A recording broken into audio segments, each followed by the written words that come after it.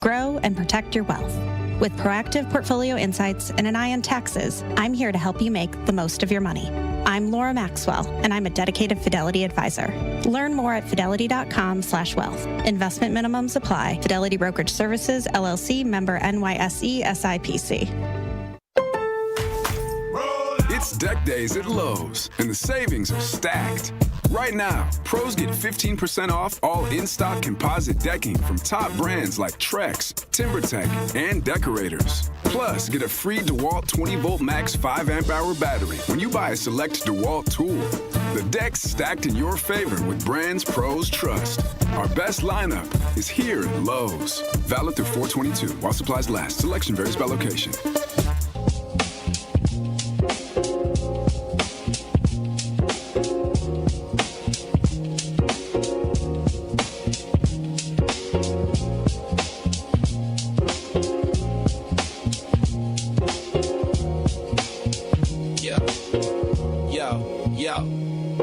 He steps to the mic with a boom, ping, ping.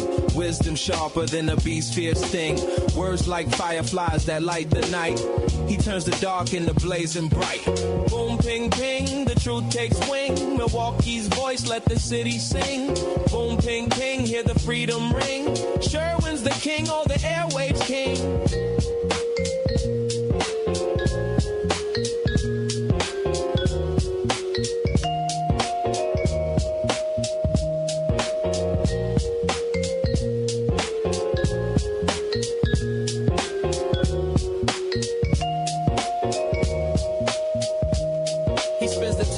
Shake the ground, unveils the truth where lies abound.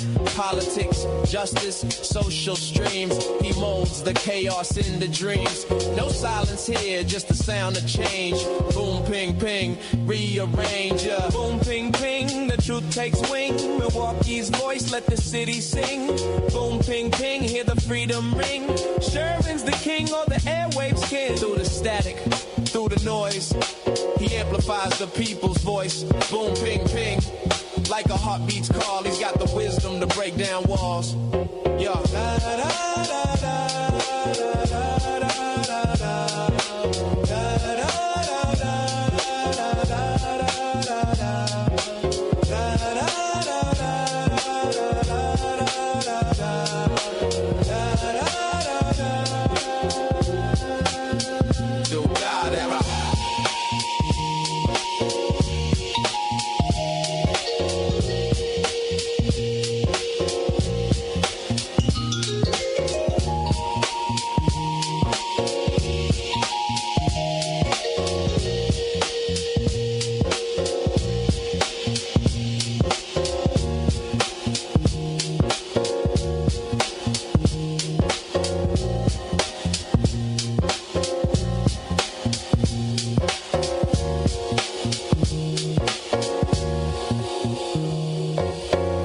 Good morning. Welcome to the program.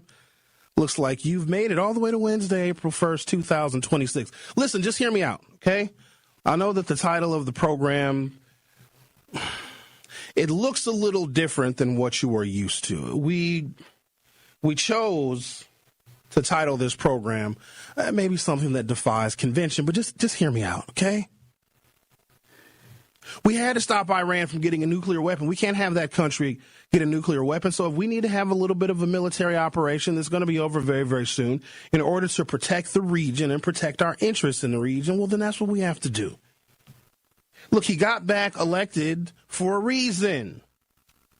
Kamala Harris wasn't going to move the nation in the way we needed to be moved. She had bad policies.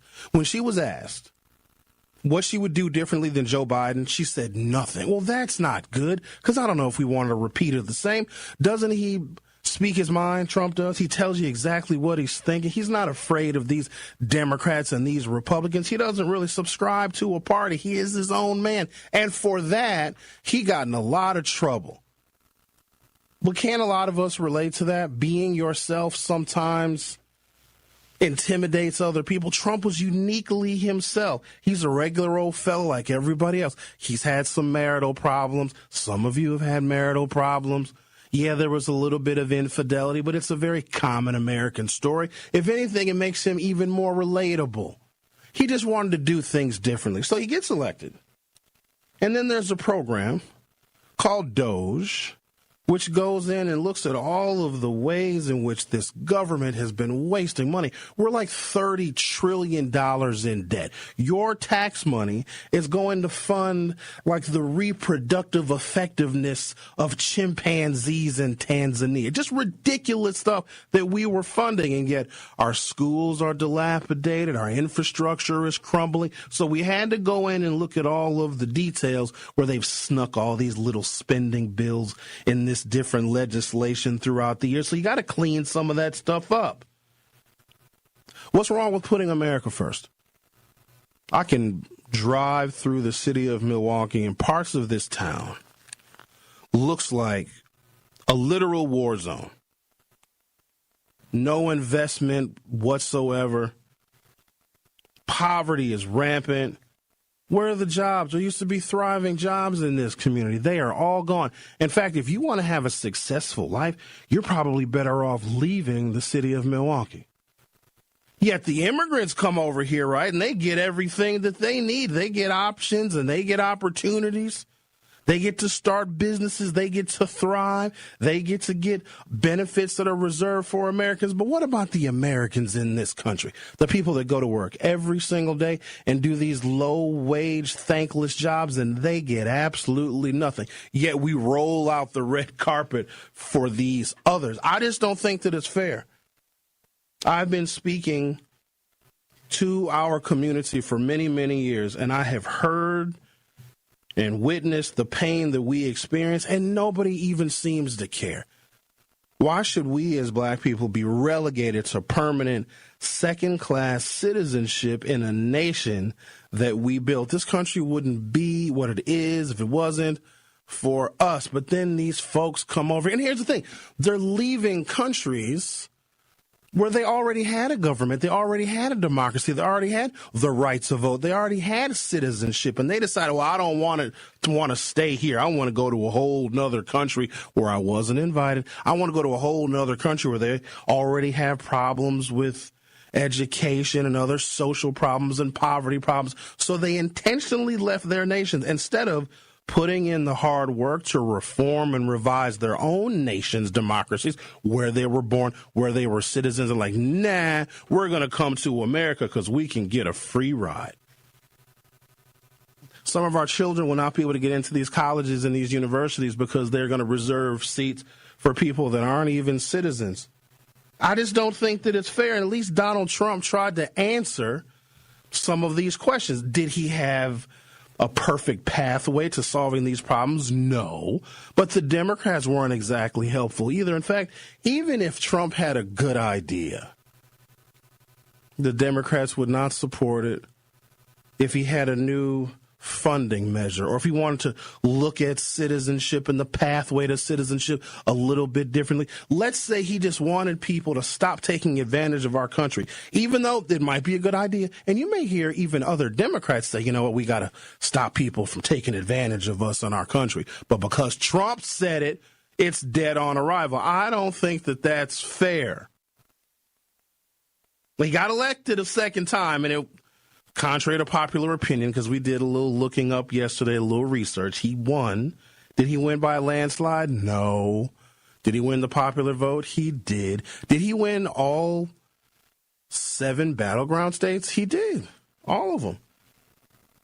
She didn't win a single one of them. Doesn't that say something? Doesn't that speak volumes about what Americans want? And so why don't we just hear the guy out. He said the war is going to be over soon. The gas prices are going to start going down. They probably will. Then prices at the grocery store are going to start going down. He's a businessman, ladies and gentlemen. We need someone with this business acumen helping to run this country because, you know, our finances are in very bad shape.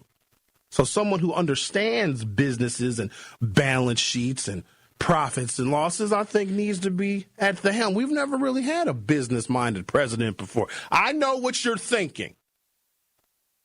He filed bankruptcy a bunch of times. He did. Many times. Bankruptcy is legal. bankruptcy is recognized by the federal government and the federal courts. Some of you maybe made some poor decisions, or you just found yourself on the short end of the stick, and your bills and your creditors are now coming after you. Well, that's not fair. We don't put people in prison in this country because they are in debt. Other nations have done that. It's a miserable failure. So we allow people second chances and third chances and fourth chances, or however many chances they get if they get themselves a bit underwater when it comes to their finances. Because, the game of finances and the banks and Wall Street, they don't play fair. They're all trying to capture us and ensnare us. They're trying to foreclose on our houses. Bankruptcy is used by the American people to stop those evil forces from taking our very livelihoods. Some of those banks would steal our heartbeats if they could and sell it out on the open market if they knew they could make a profit. So don't get all mad at the president because he filed for bankruptcy a few times. It's a legal and legitimate process, and he took advantage of it. And maybe some of you could take advantage of it as well. All I'm saying is that he's a decent president. He is. His advisors are leading him down a perfect pathway. Just let him. It's only been a year. I know things are not perfect, but in America, things can kind of shift and move and morph. And of course, we have to be mindful of everything else going on around the globe, which is not fair because these other countries, they don't treat us very fairly. In some nations, you can't even buy an American car. We're talking about where American workers are putting together Chevrolets and Fords and Chryslers, and we want to sell our automotive technology all over the world. But there are some nations that have tariffs that are so high, like Thailand. The tariff on an American vehicle is like 300%, meaning an American car in Thailand that would normally sell for $50,000 is $150,000 over in Thailand, meaning nobody can afford to drive an American car. So our auto manufacturers can't sell vehicles in that explosive consumer market. And so what Trump wanted to do, he was like, look, well, then we're going to put tariffs on their stuff. That people in other countries can't afford to buy American-made, made with good old-fashioned American labor. And can we admit that American labor is the best labor in the entire world? American labor built this superpower nation. Don't you ever forget that. And so when Americans build something, other countries won't allow their consumers to buy American products. Well, that's just shameful. All Trump did was return the favor. It's not that bad. It's just not going perfectly because he doesn't have help from the Democratic Party. I hope I was able to make my case for April Fools. I was convinced myself there. That sounded very compelling. The problem, though, there aren't any Donald Trump supporters that can articulate why they support him. And I can't stand the guy, but I can better explain his logic and his rationale more than his supporters can. And I find that to be frightening. A lot of things we're going to discuss today. You guys knew that I was kidding, right? I hope they weren't taking me seriously. Xavier, you looked a little worried because I was starting to make a lot of sense to you. You're like, wait a minute. Maybe I should reconsider my political stances. If you think I'd be swayed by something like that, I don't know. You'd be surprised sometimes. You must think very lightly of me or poorly of me or whatever. Quite honestly, I don't know if they know what to believe because our judgment collectively has been toyed with so much, and we don't know some days which way is up. We don't know what's going to happen. We don't know what military campaigns we're going to be involved in. We don't know what prices are going to do. We don't know what inflation is going to be. We don't know what the future of this country is going to look like. I think that people are just in this kind of limbo. And when the American people, who are very much individuals and independent, but if there's no positive guiding light, then this is where things go chaotic. And they don't go chaotic, I think, in the ways that people may think. They go chaotic individually, like cities are in disarray. The arguments become much more intense and much more personal at like the city council level and at the school board level. So if the federal government does not act as this great North Star in which everything else can follow, then the smaller bits and pieces of local government, they begin to fall apart as well. I would argue, and we're going to talk about the takeovers because I have a different perspective on it, things like that are going to happen. These are mini revolutions because there's no leadership. There isn't any. But there's no leadership not because people want it. There's no leadership because we have been so individualized that people are just out for self, and they're out to get as much attention as they possibly can, even if that attention is negative. And one of the worst things with what is happening with some of the young people is they don't fear consequences. That's really tough to deal with because you have many generations of Americans right now that actually do fear consequences. Some people have stuff to lose. Some people don't want to get arrested. They don't want to go to jail. They don't want a criminal record. They don't want to get citations and tickets and fines and court dates. But then there's an entire generation that doesn't care because to them, the system that we all live in and we all support it. We may not like it, but we still do what we're supposed to do every day. We still go to work every day and pay our bills and we pay our taxes and we stop at red lights. So this system that we all live in, we may not like it. We may complain about it, but we still support the institutions of America. Now, these young people, they hate it. They hate all of it. They hate the institutions. Because you think they don't hear us complain? You think the young people don't hear us how much we hate life and hate going to work and hate our boss and we just hate everything? And they're thinking to themselves, because they're a lot smarter than we give them credit for. They're like, wait a minute.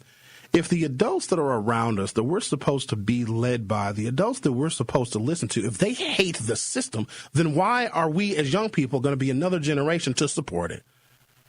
So it's all smoke and mirrors to them. And actually, it's a good thing because maybe they will lead the kind of change through these very uncomfortable and inconvenient rebellions that the older generations were too afraid to enact. They also know that they can incite fear, and fear is extremely, extremely powerful. You guys have seen some of the flyers, the takeovers at different parks. They've mentioned different malls. They've even mentioned the 3rd Street Market Hall that there was going to be a takeover, and that got a whole bunch of people here shook. Now nothing materialized. Get the word out.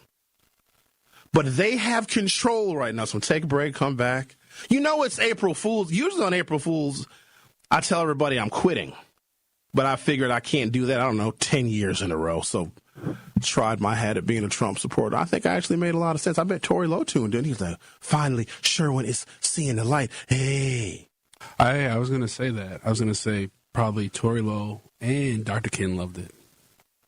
Well, I think they like the show no matter what my political stances are. Dr. Ken will actually, every now and again, he'll listen, he'll text in, and he'll text my phone. He won't text the talk-to-text line or go on the YouTube chat, but he'll sometimes share his sentiments with me in Dr. Ken fashion. All right, let's take a break, come back, continue our conversation. I got a different perspective on these takeovers because they are, in fact, taking over, and the adults have essentially lost control of society. The Truth with Sherwin Hughes. I'll be right back.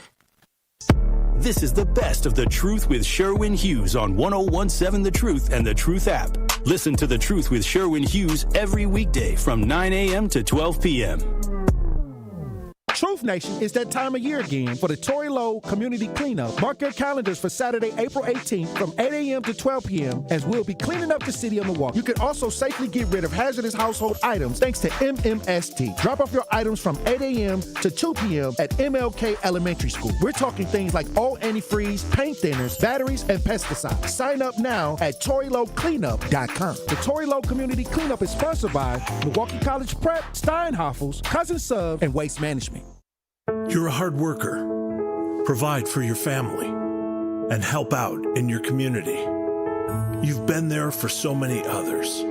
But when life challenges you, when rising costs, unexpected repairs, medical bills, or simply a rough stretch make it hard to keep up on a limited or low income, you're not alone. Your local Wisconsin energy and emergency assistance providers are here for you, working together to keep you safely in your home and your heat and power on. If you're struggling with high utility bills, facing a disconnect notice, or dealing with a furnace emergency and your limited or low income isn't enough, support is available. Visit www.heat.help or call 1-800-506-5596 to apply for a hand up. This is the best of The Truth with Sherwin Hughes on 1017 The Truth and The Truth app. Listen to The Truth with Sherwin Hughes every weekday from 9 a.m. to 12 p.m.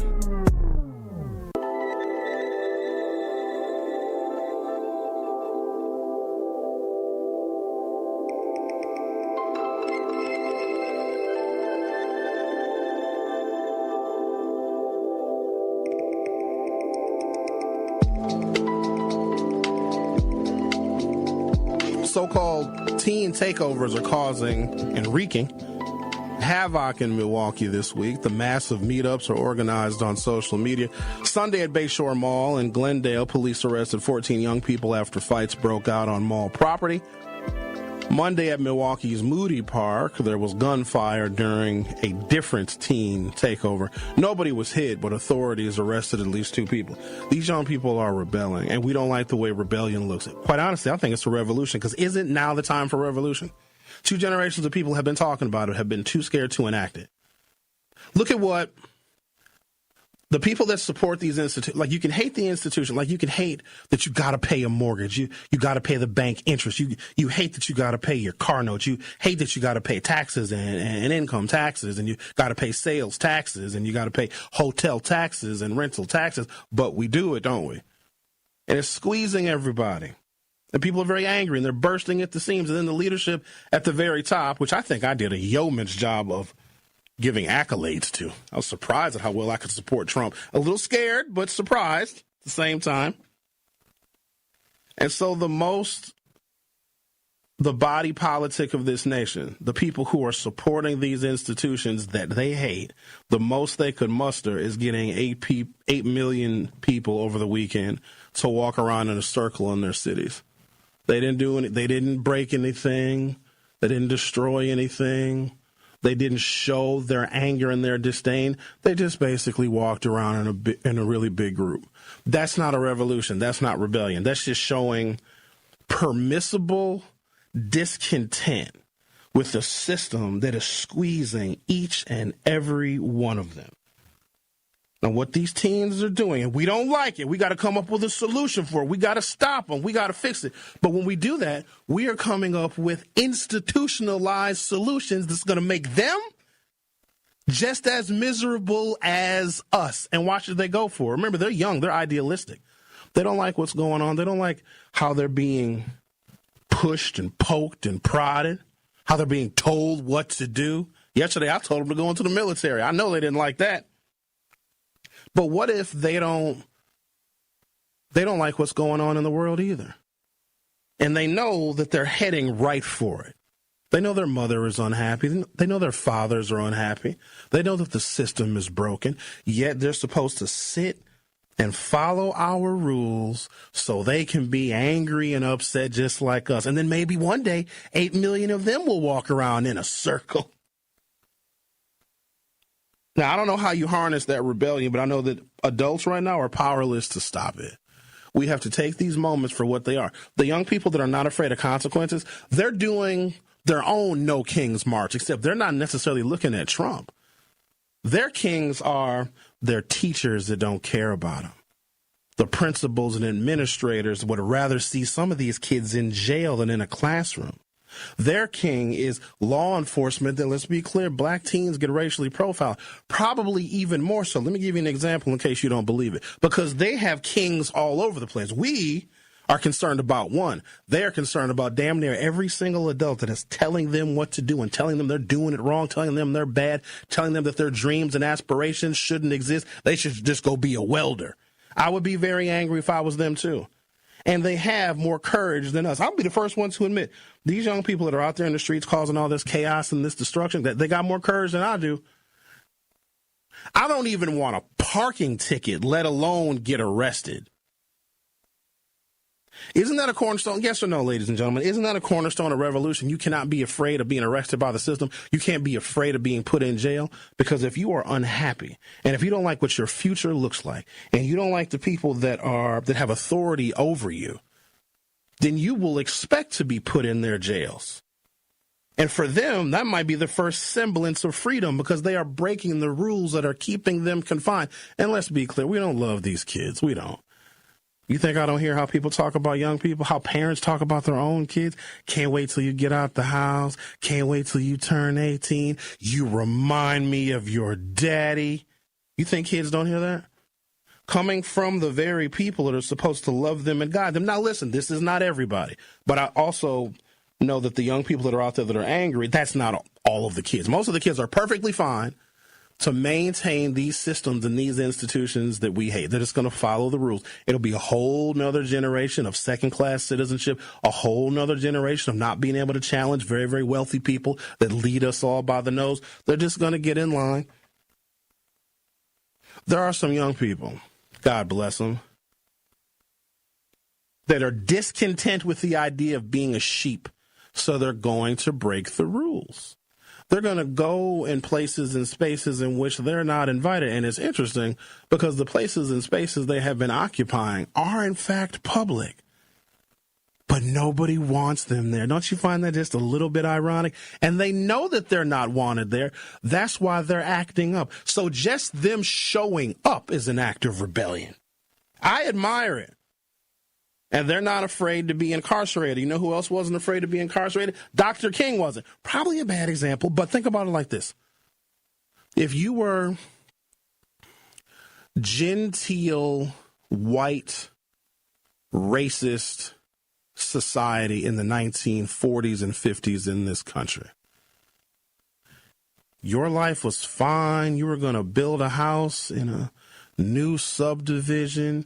You had a great job at one of the breweries or maybe a meat packing plant or some manufacturing job in Milwaukee or in Birmingham, Alabama, or in Tallahassee, Florida, or in Itala County, Mississippi, or in Memphis, Tennessee, or in Frankfort, Kentucky, or Lexington, Kentucky, or maybe Columbus, Ohio, or Cleveland, Ohio. You had a great job. You were going to build a house and everything was great.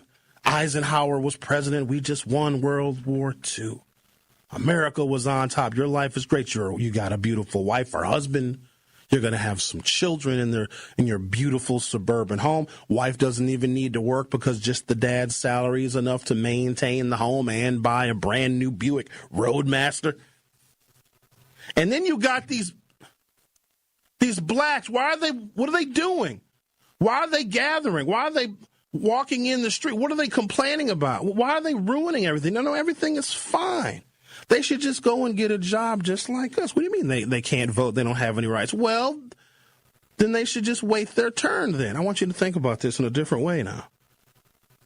What these teens are doing and how we are looking at them and lambasting them and trying to redirect them and trying to lock them up and incarcerate them and disappear them from public is how genteel white society saw civil rights freedom riders. Do not upset the public order or you will go to jail. Yeah, but we feel like really super oppressed. So what? That's what the system is. Now, I know we don't care because, they're kids and they shouldn't have an opinion. They're supposed to be in this old school mindset of speak when you're spoken to.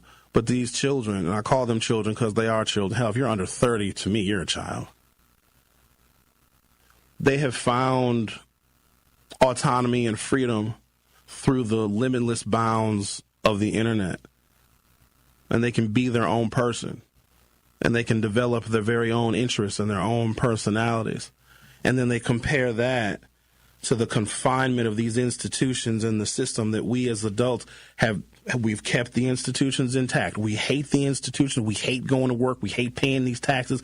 We hate that our wages are too small, but we're not really doing anything about it. And you can squeeze the American people until there's literally no breath left in our lungs, and the most that we will do is have a very neat and orderly parade around a whole bunch of different cities. And I'm watching some of the more liberal news outlets just patting each other on the back. There were 3,300 completely and totally peaceful protests where people, they walked and they sang and really?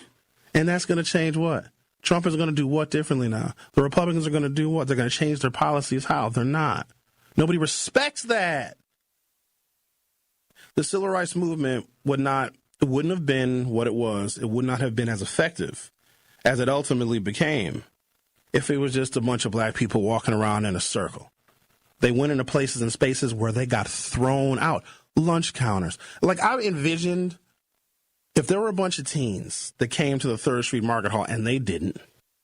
Let's say there was a takeover here and they sat at tables and chairs in the 3rd Street Market Hall. 14, 15, 16-year-old black kids. And this is black kids. And I want it to be all black kids. Let me tell you why.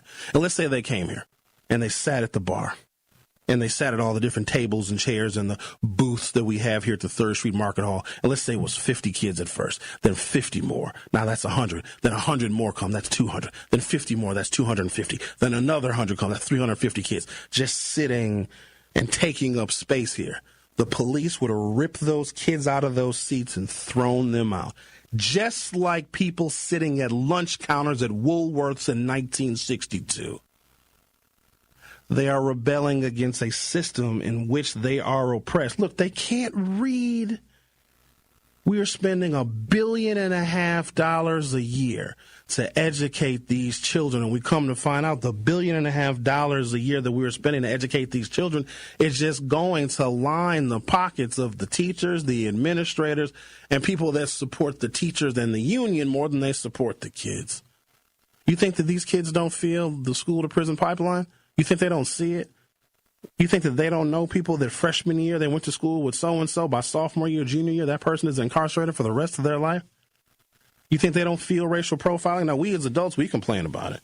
Kids don't have the same mechanism to complain about it because they hate the entire system. When a black teen gets racially profiled in the city of Milwaukee, we ask them what they did to get themselves racially profiled.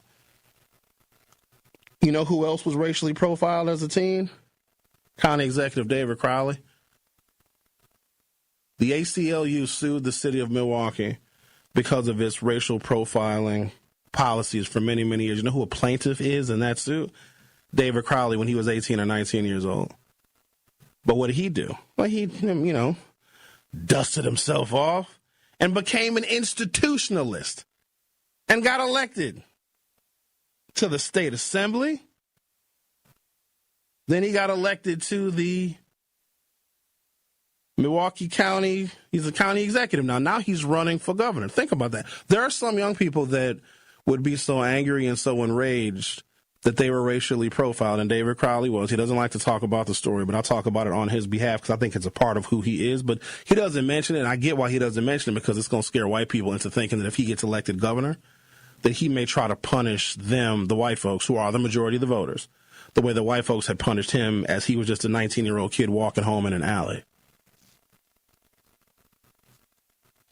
There are some young people that, instead of turning the other cheek and saying, oh, well, these were just some bad cops, they want to burn the entire thing down. And it shouldn't be so foreign to us because we revere the civil rights movement, but now we have become the oppressors. And we see anything that challenges the status quo as a direct threat to us. And that is exactly what they are doing. They're supposed to test the limits and the bounds of this society. Because if they don't, we are doomed to get another Donald Trump.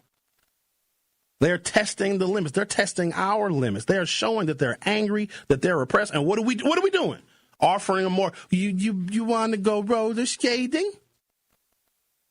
Maybe you can take a hopscotch class.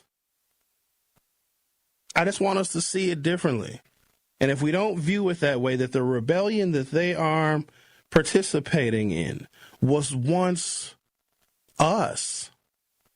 Now, and this is what hurts, we are the ones supporting the institutions that we once, or our ancestry wanted destroyed and broken down. We're now supporting it and trying to convince these teens that they should support it too. The Truth with Sherwin Hughes on 101.7 FM. We'll be right back. This is the best of The Truth with Sherwin Hughes on 101.7 The Truth and The Truth app. Listen to The Truth with Sherwin Hughes every weekday from 9 a.m. to 12 p.m. Redlining happened here. Some neighborhoods are still left behind. When decisions are made about our blocks, our homes, and our families, we deserve to be heard. The Milwaukee County Office of Equity and Empower invites you to help us tell the story of wealth by taking a short survey online. What do you need to build wealth for your family, business, or neighborhood? Take the survey and be entered in to win concert tickets, cash prizes, and more. Take the survey now through the end of March at mkestoryofwealth.com. That's mkestoryofwealth.com. Our children deserve a real chance to make it in life, and a good education is a passport to opportunity. At City Ford Collective, we're working to make sure there's a great Milwaukee school for every Milwaukee family, because more good options lead to better outcomes. And who doesn't want that? Together, we can give every child the foundation they need to thrive, and a stronger future for kids means a stronger future for Milwaukee. To learn more about our mission, visit us at cityfordcollective.org.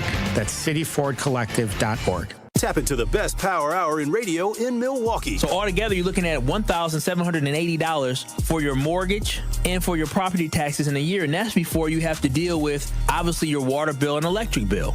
That's a steep price that people have to pay. And based off those numbers I just ran, to afford a home like that, you got to make $65,000 a year. But the problem is, here in Milwaukee, the median household income is only $54,234. That's out of whack.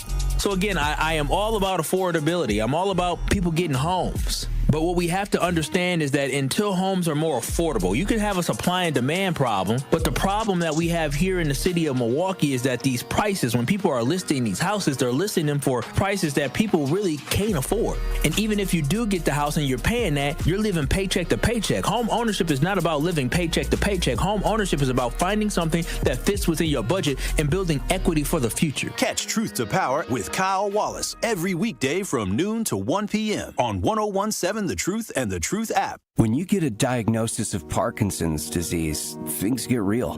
And nobody understands that better than the Parkinson's Foundation. All across the country, we provide resources and support in the fight against Parkinson's, a neurological disease that affects movement.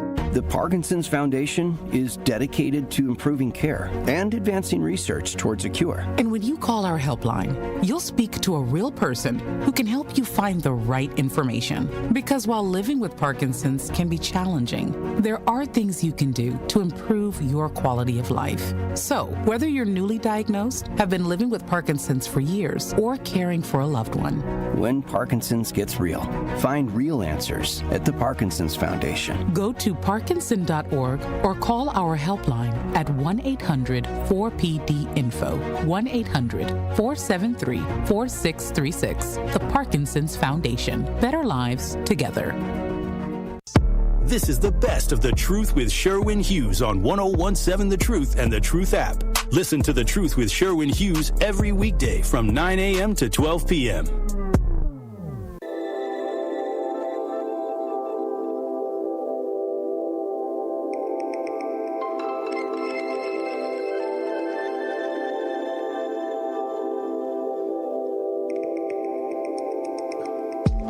No Doubt says, I don't see the connection. This is a reach. Come on, Sherwin. This is BS without the bull. So is that from my opening? No Doubt. Or me talking about we are the oppressor. We don't see it that way because if you're black, you know, you're a black adult and you did everything right. Let's say you did most things right. You know, you follow the rules. I don't know, you got an education, you got a job, you got a career, blah, blah, blah, blah, blah. But you're still comparing yourself to other people. You're still comparing yourself to people that are more connected, that are more influential. You're still comparing yourself to people that have more money, that have a bigger house. And so that feels oppressive to you because you follow the rules. How come you're not rich? How come you don't have a gigantic house? How come you don't have all of those things? And because you are comparing yourself to those that have more, you begin to think like, oh, clearly it's racism. And maybe it is. And you feel oppressed because you have not obtained the pinnacles of success. And we get bombarded with images of what these pinnacles of success are. And you're shooting for that. And you're shooting and you're missing. And you're hitting a glass ceiling, which is more like a concrete ceiling with a bunch of spikes on it. And you keep hitting your head against it. But the the confines of your daily life in which you are battling and trying and you're always falling short. Your bills always seem to be $1 more than you have, and you're very angry and you wish things were different, and then Trump isn't making anything better. Do you think that young people aren't witnessing that? They are absorbing the discontent from all of the adults around them. And they're thinking, why am I participating in any of this? Why am I listening to any of them? Why am I listening to people who are also really discontent? And then those same people that are discontent, that hate the system, they hate they got to go to work, they hate they're paying all these taxes, they hate everything, they hate each other, they hate members of their family, they hate their boss, they hate their manager, they hate their commute, they hate that the car didn't start, they hate that they got to get new tires. And young people are just bombarded with this every single day, and they're thinking, I don't want that life. And they shouldn't. They have no respect for the walls that we, as the adult population, hold up. And when we do rebel, it's very neat and it's very orderly. They rebelled better than the No Kings protests. Let me tell you why. A lot of people went out and marched. Yay. No, that's cool, because it's hard to get people to do stuff. Everybody went 3,300 different individual protests. Now, some were only 20 people in some of those real small towns. But, 3,300 is a nice number, something like 8 million people. And the No Kings protests, they've grown. This is the third one. There's also going to be another one on May 1st. They're doing a May Day protest, and that's the one where not only are you supposed to be protesting the No Kings, you're supposed to not go to work. We'll see how that goes. But then what happened? So the No Kings protests were over the weekend. Millions of people, right? Nothing. Nothing. The administration didn't mention it. No Republican gave a press conference and said, holy smokes, 10,000 people in my congressional district came out and they marched. I'm going to start changing my policy perspective. You didn't hear any of that. In fact, they caught Lindsey Graham at Disney World holding a bubble machine. I got so much I got to say about Lindsey Graham, the 70-year-old, no kids, never married at Disney World by himself, holding a Princess Ariel bubble wand, and y'all don't think that's a little bit weird? At the same time, Kristi Noem's husband was caught wearing some gigantic fake breasts, participating in a fetish website as a cross-dresser. The young people are rebelling against that too, as they should. We're going to show you pictures in case you didn't see it. Not yet, though, Xavier. I got to ready myself for when we show the pictures of Kristi Noem's husband. But also, Kristi Noem was the former Secretary of the Department of Homeland Security. She has been ousted. Well, not necessarily ousted. Donald Trump created a new position for her. She is now the leader of an organization called the Shield of the Americas. Don't even know what it is. No clue. But she was having an affair with Corey Lewandowski, who was a former campaign advisor of Donald Trump's first term. So you got Kristi Noem having an affair with Corey Lewandowski. That affair became not public, but people inside the Trump world found out about it, and they're like, Kristi is compromised because she's humping extramaritally with a former Donald Trump campaign advisor, so she no longer can be Department of Homeland Security Secretary. Here's the thing. It's not because Alex Preddy was killed. It wasn't because Renee Good was killed. We got to get these things straight. Trump didn't care about that. That doesn't disqualify someone from serving in his administration. The affair was exposed. That is more toxic and more compromising to the Trump administration, because Trump went through a lot of headache because his affairs were exposed. And he doesn't want that in his administration, even though it's going on. You got to keep that stuff under wraps. But so what Trump was able to do is make it look like the left got a win. With Kristi Noem now being removed from the Department of Homeland Security, Mark Wayne Mullins, infinitely worse. Infinitely worse. And people don't get that. Sometimes when we call for somebody's ouster, what you get is worse. We ousted the supreme leader of Iran. Now we have a supreme leader that is worse, that is younger and even more ideologically driven. So what Trump did is he removed Kristi Noem, didn't totally remove her, just kind of got her out of the way. She's still probably making the exact same money. She's still going to have access to government contracts and all these other corruptible ways to make money, but you remove her and you make it look like, oh, wow, the protests in Minneapolis actually made a difference. No, they didn't. That's what politics is. You make your enemies think, you make your detractors think that they got a victory, but Trump had to get rid of Kristi Noem because of the affair. Trump probably knew about Kristi Noem's cross-dressing husband. You got to keep in mind, the FBI knows a ton. The FBI knows where Savannah Guthrie's mama is. Stop it, y'all. They got the best technology on the planet. They've got heat signatures from car exhaust. They've got video evidence from Ring cameras. They got the person's like picture profile. You think the FBI doesn't know where Savannah Guthrie's mom is? What, she's been gone, 3 months? Oh, first of all, who in the hell holds an 84-year-old woman for ransom for this long? Savannah Guthrie's mom. That doesn't make y'all think twice about how weird that is. Savannah Guthrie is not. You want to take somebody hostage, hold somebody for ransom? Get Blue Ivy. That's a ransom. You know. I mean, no. Listen to me. Don't go get Blue Ivy. I mean, she'd probably be hard to get. But you don't take the 80-something-year-old mama of a morning Today Show host.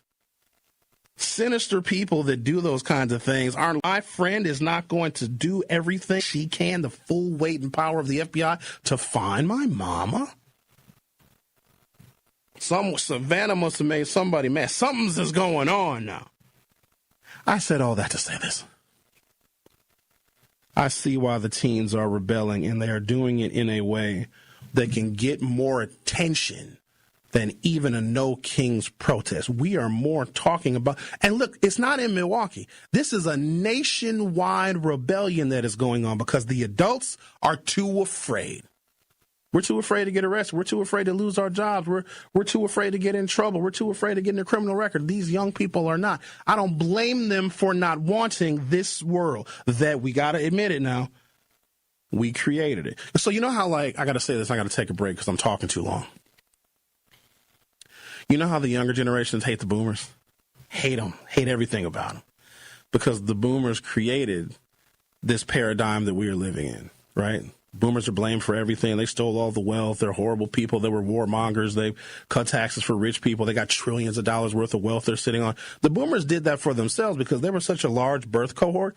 They used policy and legislation to vote for everything that they have. They voted for Social Security and got it. Their college was damn near free because they voted for state subsidies for college education. They provided that world for themselves. Now, the younger generations got screwed. And you got Gen Z, the Gen Alphas, the Millennials. Oh, they all hate the boomers.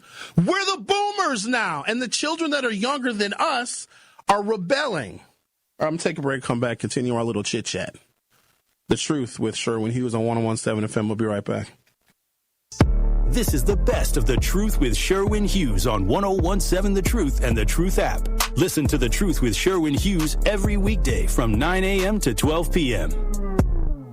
This is 101.7 The Truth's Kyle Wallace, and the time is now, Milwaukee. Truth to Power is your platform, and on my show, our community always has a voice. There is no topic that is off limits, and I always give you my authentic opinions on how I feel because keeping it real is the only way I know how to get down. Listen to Truth to Power with me, Kyle Wallace, every day from noon to 1 p.m. on the award-winning 101.7 The Truth app, and streaming live on YouTube at 101.7 The Truth. Milwaukee Black Talk.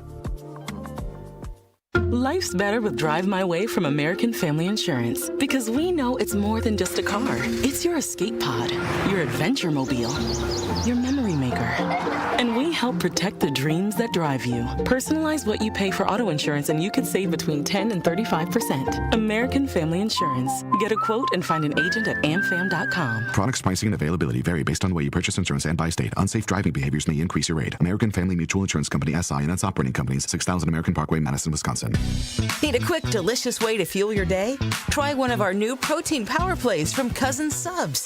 Power Ham, Power Turkey, Power Club, Power Tuna. 4 craveable 5-inch subs on freshly baked Italian bread. Packed with protein, up to 33 grams. All for just $7.99 for a limited time. It's the flavor you love with the fuel you need. Grab a protein power play in store, online, or on the Cousin Subs app today. Cousin Subs, we believe in better. Real talent is defined by what people can do, not where they learn to do it. So by stopping at the education section of a resume, you might throw away the perfect hire. You might miss someone who has valuable skills to offer to help your business thrive right now and in the future. Because the truth is this: Skills First Hiring helps you see talent others miss, like more than 70 million stars, skilled through alternative routes. When you let their story unfold, you gain a competitive advantage, because hiring managers who start with skills are 60% more likely to find a successful hire. See the real person, complete. See what others miss. Hire skills first. Learn why it's a competitive advantage at tearthepaperceiling.org. Brought to you by Opportunity at Work and the Ad Council. This is the best of The Truth with Sherwin Hughes on 1017 The Truth and The Truth app. Listen to The Truth with Sherwin Hughes every weekday from 9 a.m. to 12 p.m.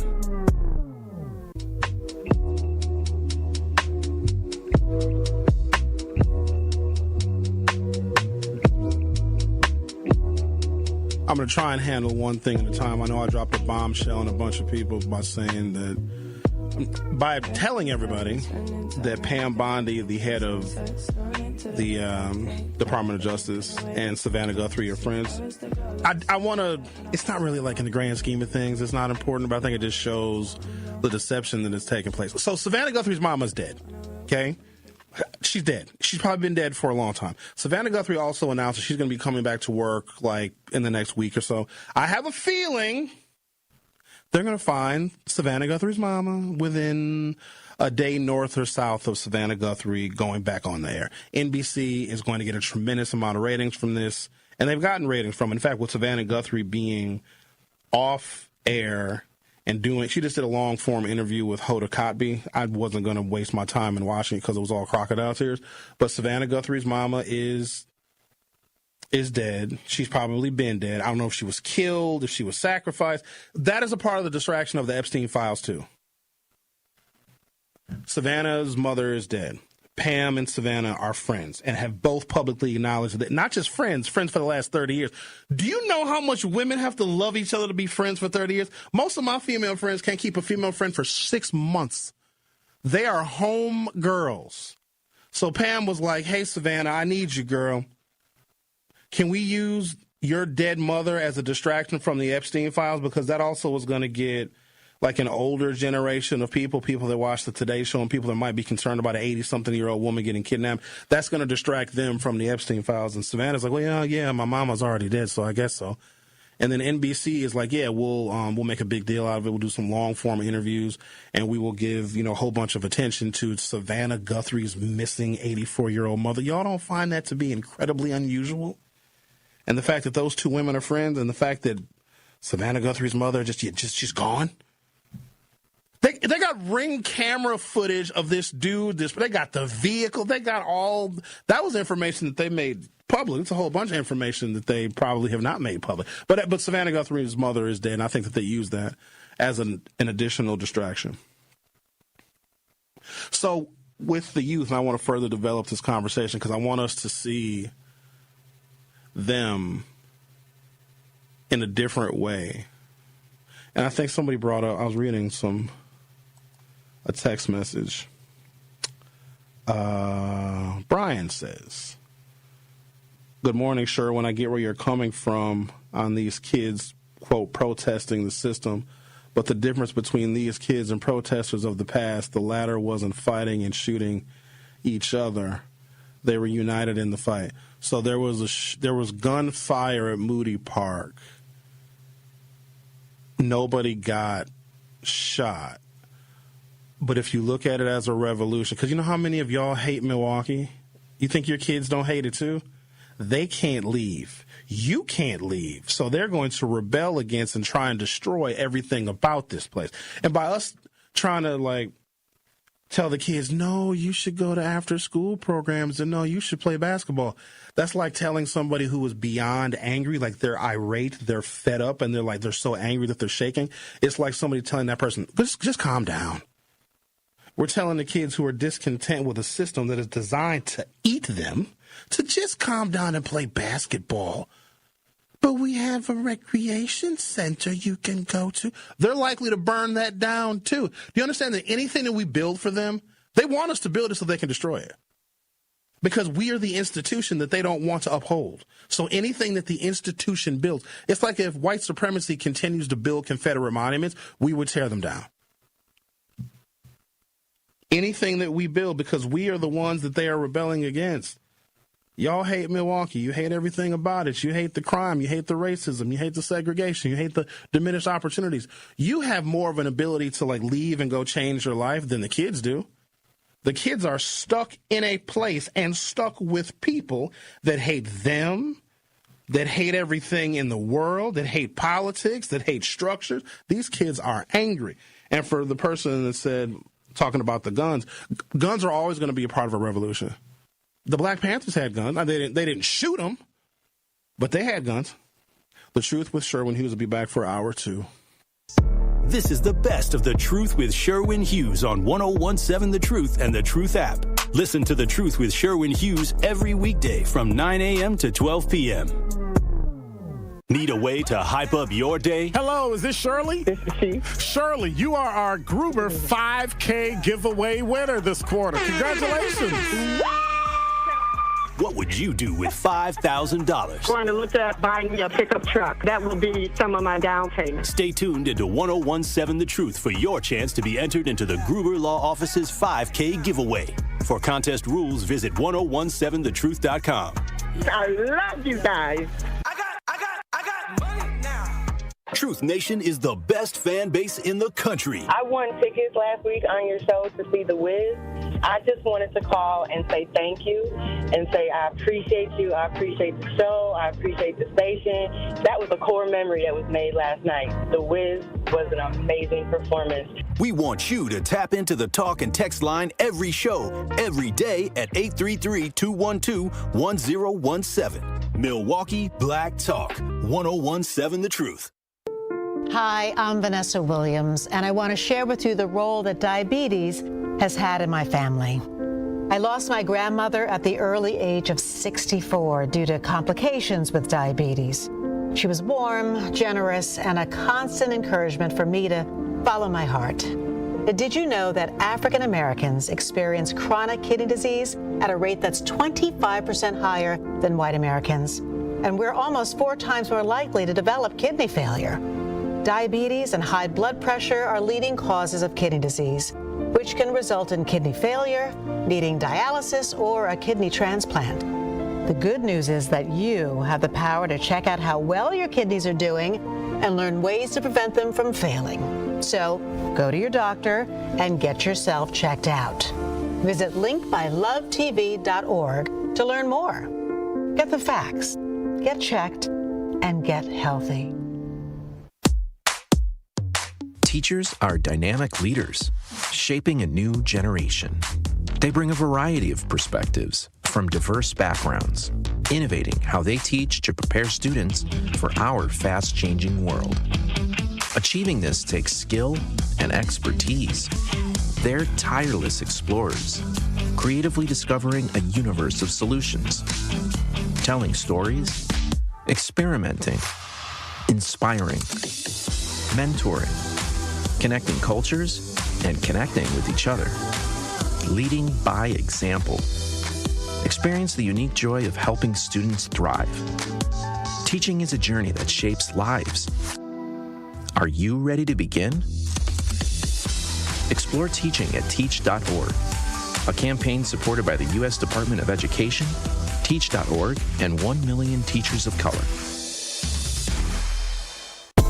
Breaking news, weather, entertainment, and sports. We have it all here. This is 101.7 FM, 1510 AM, WGKB Waukesha, and W269DL Milwaukee, a locally owned Good Karma brand station. This is the best of The Truth with Sherwin Hughes on 101.7 The Truth and The Truth app. Listen to The Truth with Sherwin Hughes every weekday from 9 a.m. to 12 p.m.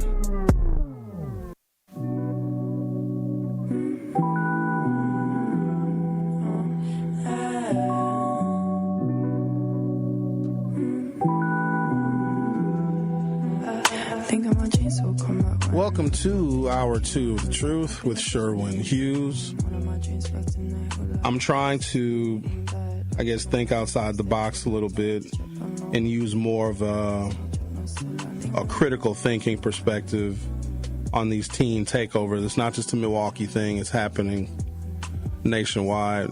It is a kind of rebellion that adults fail to understand. If we were them, if we were their age, it would make a tremendous amount of sense to us.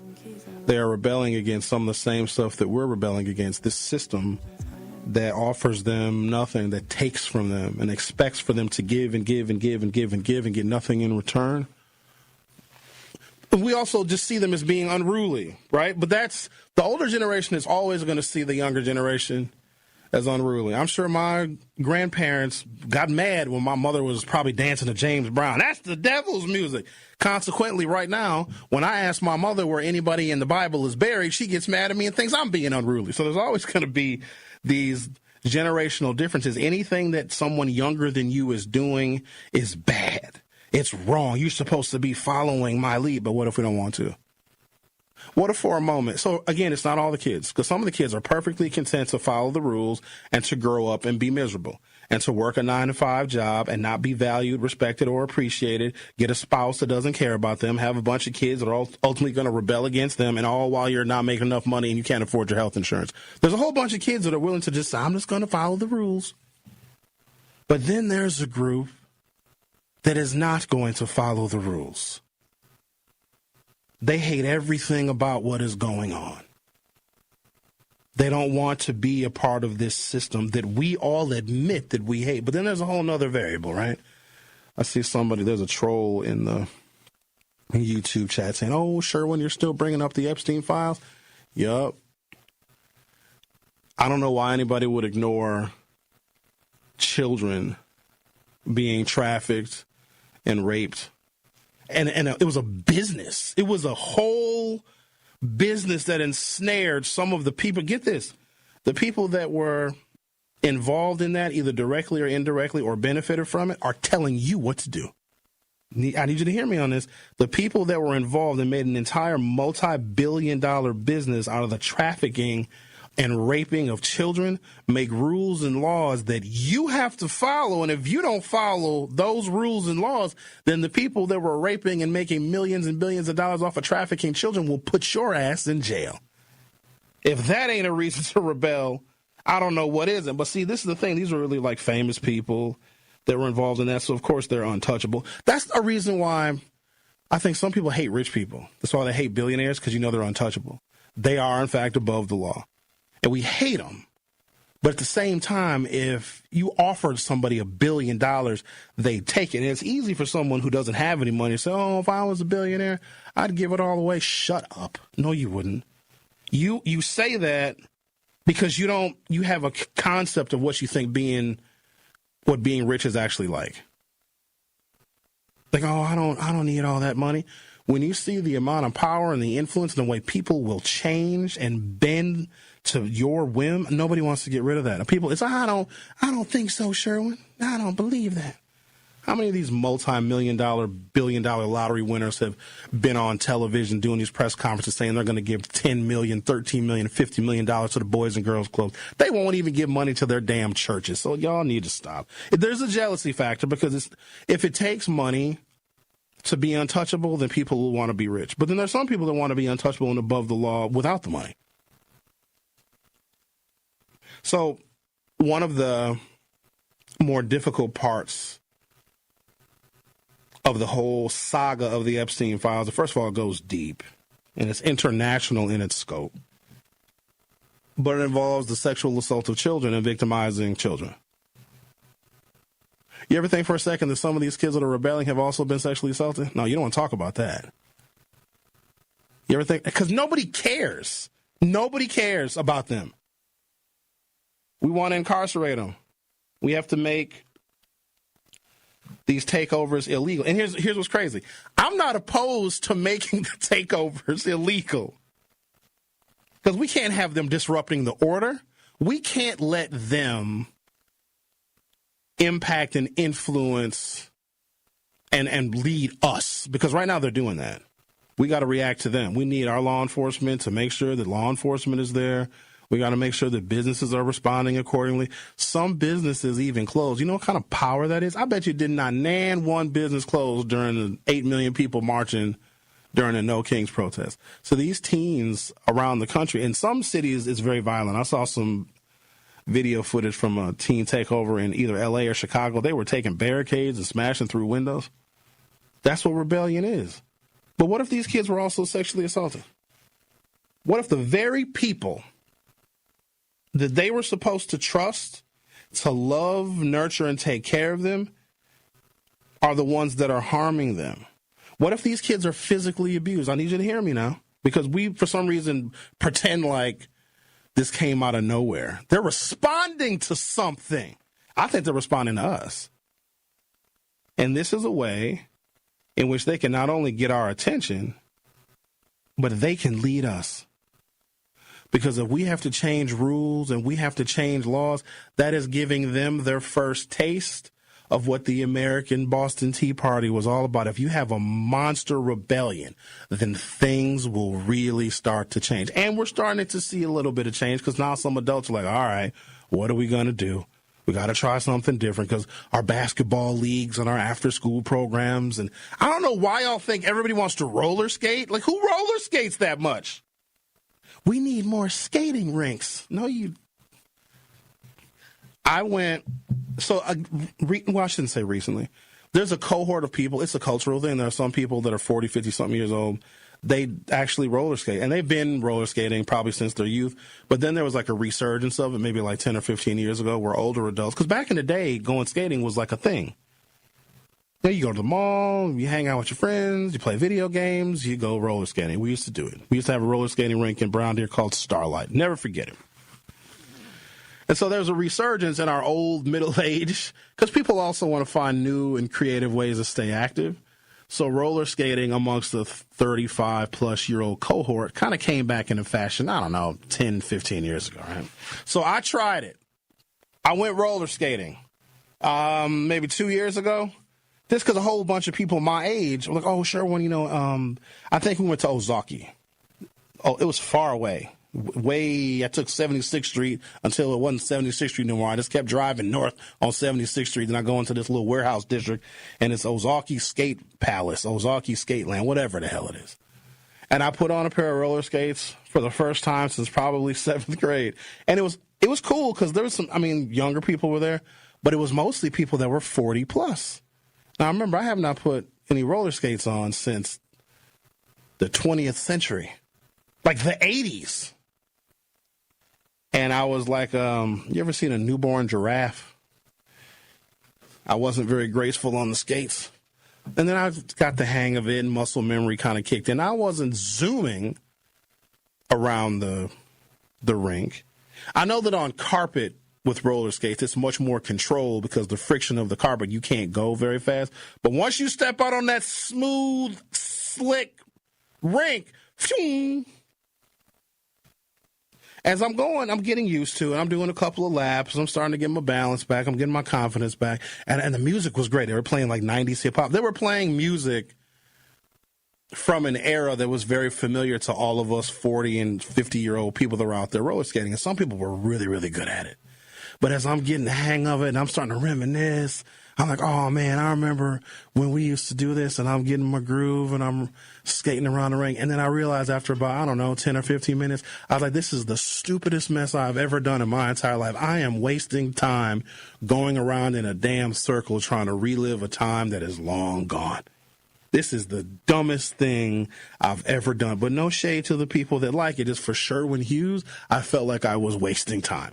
But there's some people that are really into roller skating. And so those people that get that real great, like, euphoric sense of nostalgia when they roller skate, because it's their thing, they're like, oh, we need more skating for the kids. A lot of those kids feel the same way I do about roller skating. You get out there for 10 minutes, and you're like, this is dumb. Sorry, roller skating people, but it just isn't for me. That doesn't mean that you can't enjoy going around in a circle, but to me, that's just as ineffective as having 8 million people at a No Kings protest just walking. Let's go, let's walk. And then, all right, everybody. Okay, let's walk a little more. Whew. All right. Thank you, everybody, for coming out. What was the point? What did you do? What did you change? Nothing. It's a way to deal with the anxiety of what is happening right now. Just go for a walk. Didn't change anything. No policies are going to be made. Donald Trump didn't have fear in his heart because he saw 8 million people walking around in a circle. The young people are rebelling against a system that they hate and they don't want to be a part of it, and we are a part of it. But what if they are being harmed by the same people they're supposed to be listening to? Because that is where communication breaks down. What if they hate the adults that they were supposed to trust because those adults are actually harming them? What if these kids are sexually abused? You ever think about that? You ever ask any of those little girls if they've been raped by their stepfathers? Of course not, because you know the truth. You ever ask any of those boys if they have been physically and verbally and emotionally abused by their mothers that are tired, their mothers are overworked, and their mothers might be abused too? You ever talk to how that impacts a young teenage boy who is growing up without his father? I'm 51 years old and I miss my father every moment of every single day. I could not imagine never having him around. Can't even conceptualize life. My father was the steel in my spine. And I got gray hair. I'm old. I'm lucky to have had a father at all, let alone till I was 50 years old. When you look at it from that perspective, you can understand why these kids are angry and why they fight so much. That's aggression. Where do you think it came from? And guess what? It ain't the video games. The video games is just justification and a visual representation of how they actually feel. It ain't the music. The music echoes their sentiments that they are feeling every single day. Now, the question is, what do we do about it? We got to listen to them. Instead of just adults that are panicking and coming up with ideas that make us as adults feel good, we have to listen to the pain of these children, because the reform has got to come from us. I think that they want to have good role models. I think that they want decent people to follow and to emulate. But it's not the people in their developmental environments. Because if this ride through Milwaukee, I know we like to deny it and we sometimes we overlook it, or we're overly Pollyanna-ish about Milwaukee. And this place, parts of this city are an unlivable dump. No hope, no future, no opportunity, no jobs, no money. What do I even tell a young person? Like, hey, you can be successful. Okay, Mr. Hughes, doing what? No,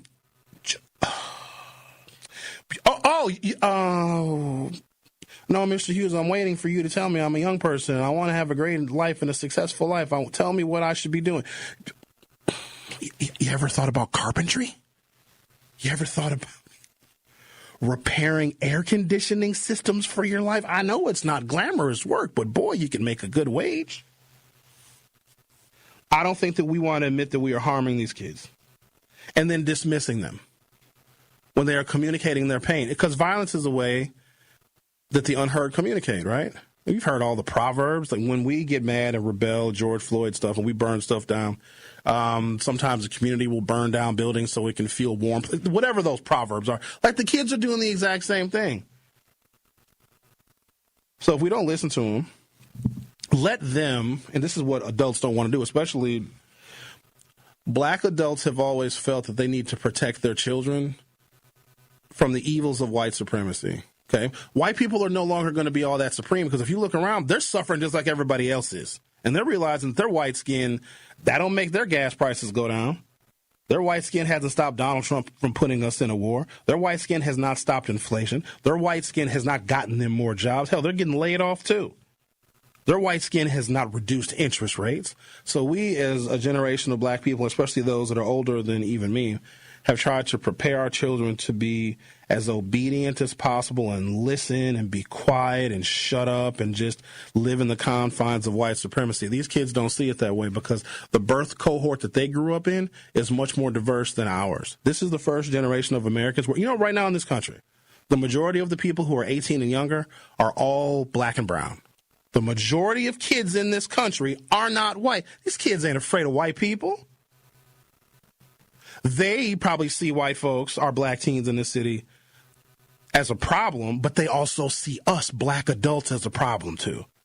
So we tell them, no, shut up and be quiet and pull your pants up. And this is how you got to act. And this is how you got to talk. And they are the furthest things from it because they don't want to emulate who and what we are. And we have to have some kind of appreciation for that because they're rebelling against us and it hurts. They're doing things that we don't want them to do. That's why they're doing it. They're invading public spaces. They're making spaces for themselves. And if they want to fight, they're going to fight. If they want to dance, they're going to dance. If they want to twerk, they're going to twerk. All of the things that we don't want them to do, they are going to do because they are rebelling against us. Take a break, come back, read a few of your comments. Got to talk about Byron Nome. Byron! The pictures of this very conservative Republican, the husband of Kristi Noem, with these gigantic fake breasts. And here's the thing. If you're going to put these gigantic fake breasts on, at least make the nipples symmetrical. Have you seen the picture? If you haven't seen them, you're going to see them. Like, the nipples need to be, can I say nipples on the air? Thank you. Because I already said it a bunch of times. You got to get the nipples pointing in the same direction. You know what I mean? Make it look believable, sir.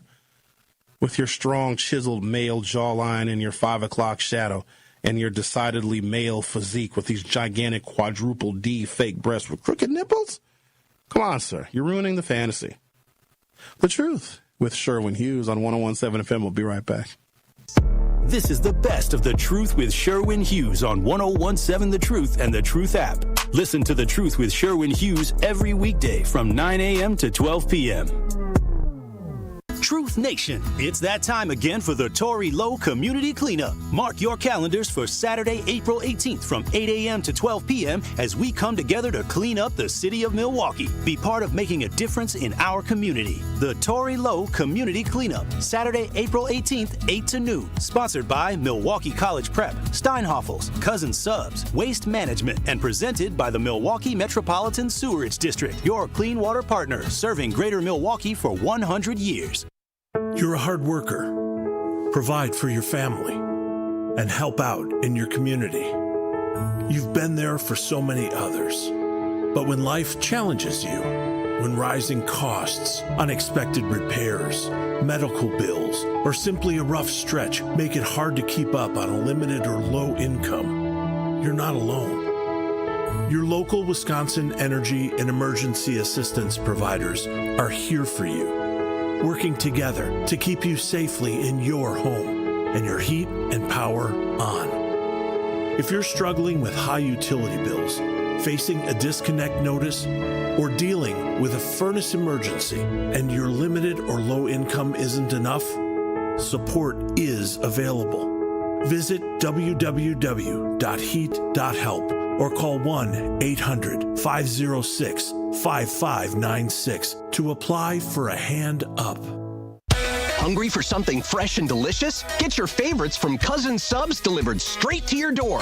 From our freshly baked bread and hand-sliced meats and cheeses to our famous sides, crispy golden fries, Wisconsin cheese curds, or creamy mac and cheese. Every meal made to order and ready to enjoy. Ordering is quick and easy online or through the Cousins app. Whether it's a solo lunch, family dinner, or a spread for the whole crew, let us bring it straight to you, fast and fresh. Cousin Subs. We believe in better.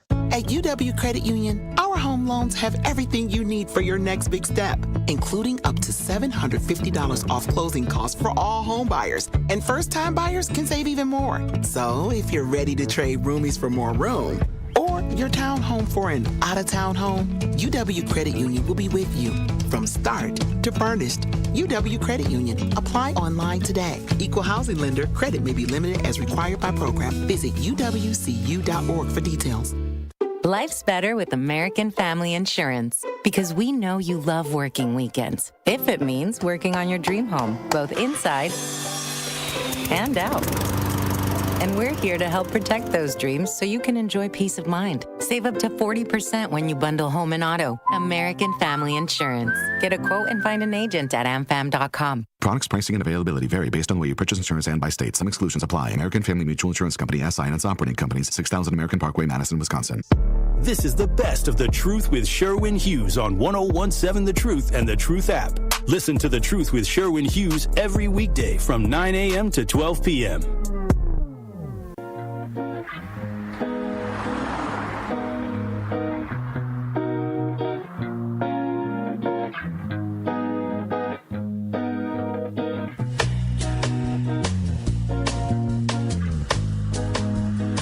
from the files of the weird, former Department of Homeland Security Secretary Kristi Noem is speaking out over allegations her husband, Byron Noem, is a cross-dresser who takes selfies wearing oversized fake boobs.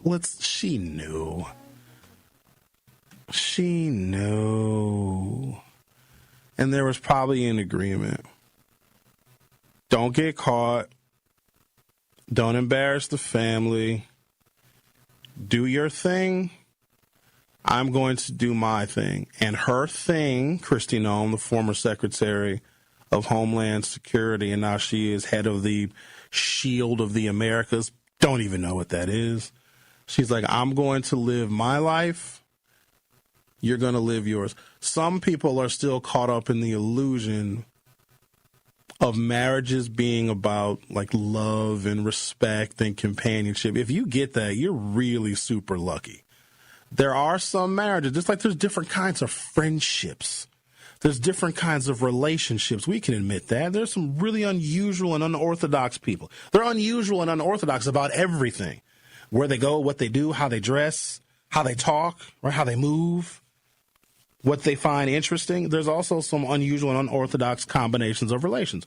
There are some people that get together because it will be a great business deal for the both of them. They can help each other and support each other reach their goals. Because sometimes, ladies and gentlemen, two heads is better than one. And if there's love there and respect there, great. Look, one person might be completely and totally gay, but they work together as a unit. They're best friends. And why not share marital benefits? Why not have a friend and a companion that you can share your life with and help them, and then they can help you?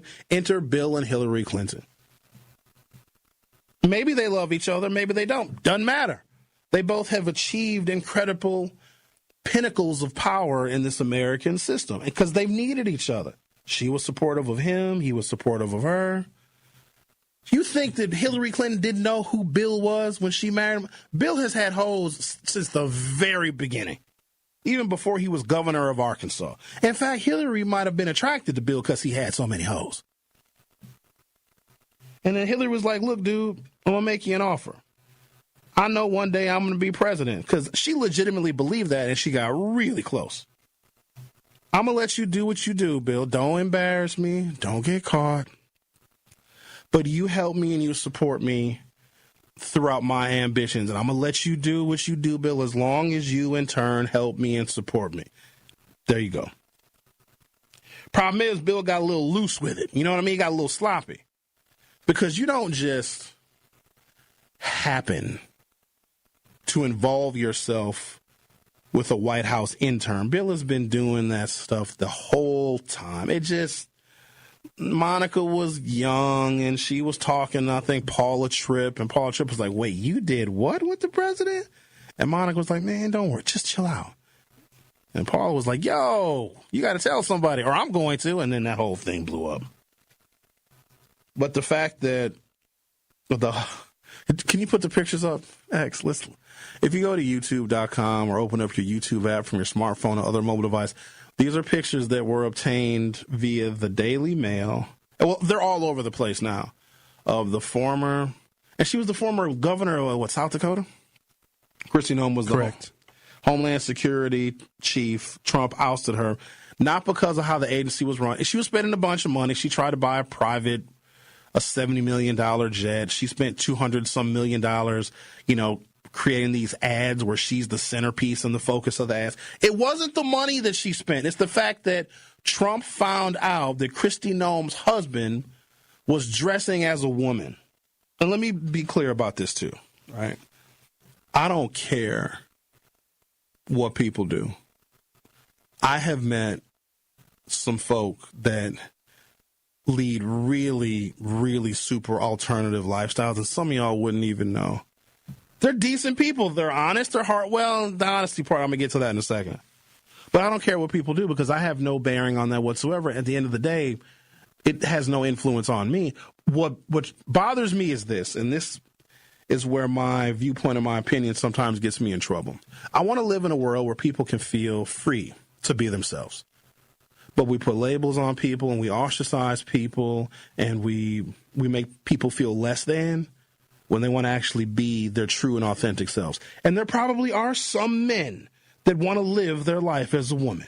But they can't, right? Because we're going to be mean to them and make fun of them. And there's probably some women who have a closet full of clothes but still say they have nothing to wear. They may want to they feel more comfortable living their lives as a man. But they can't because they'll disappoint their friends and their family. They might lose their job or something. That is what makes me nervous when someone has to shield who they are. Because when people live that double life, you can't fully trust them because they are forced to live this double life. Meaning there are some folks that we get to know really well. We think we know them good. And we think that they're really our friends, or maybe it's a coworker, who knows, and they're leading a double life. Like they've been lying to you. Well, first they got to lie to themselves. And that makes me very uncomfortable because if you are that good at being deceptive because you have to hide who you truly are, then that's a person that you ultimately can't trust. I want to be able to trust everyone that I share a society with. I know that that's a tall order. But if people lead double lives, they become masters of deception. And here's why this is also very dangerous. And this is what gets me in trouble when I say this. If someone can't be their true and authentic self, they got to hide who they actually are because they fear ridicule or some other kind of consequence, and they lead this double life, you can't trust those people around your children sometimes because you don't know who they actually are. They're lying to you about who they are. They're lying to you about what they want, who they want, and what they desire. But they're giving us this false sense of their personality, but they're really totally somebody else. And I think this is why we have a problem with our children being abused, because the adults that we are entrusting our children with too many of them are leading these double lives.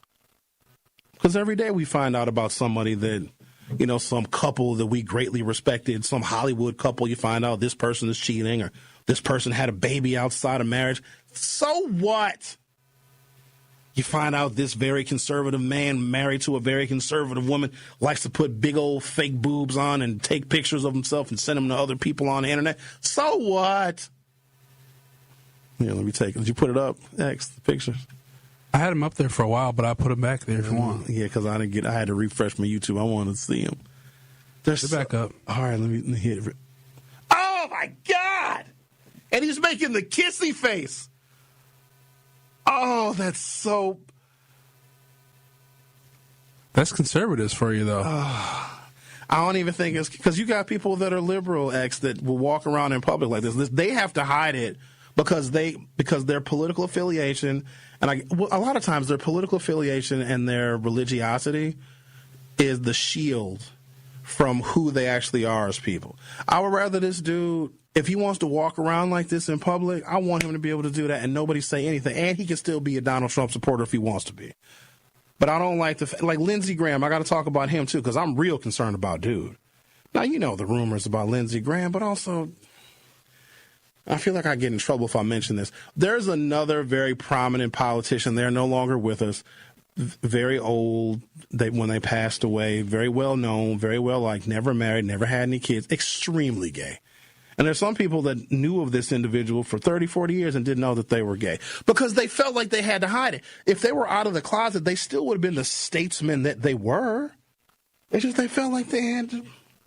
Who is that? I'm not going to say. Why not? Because people are too sensitive.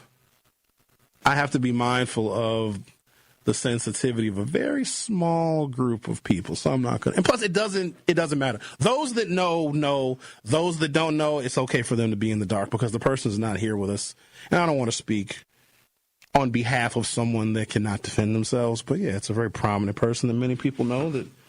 But they feel like they had to hide. They had to stay in the closet their whole lives.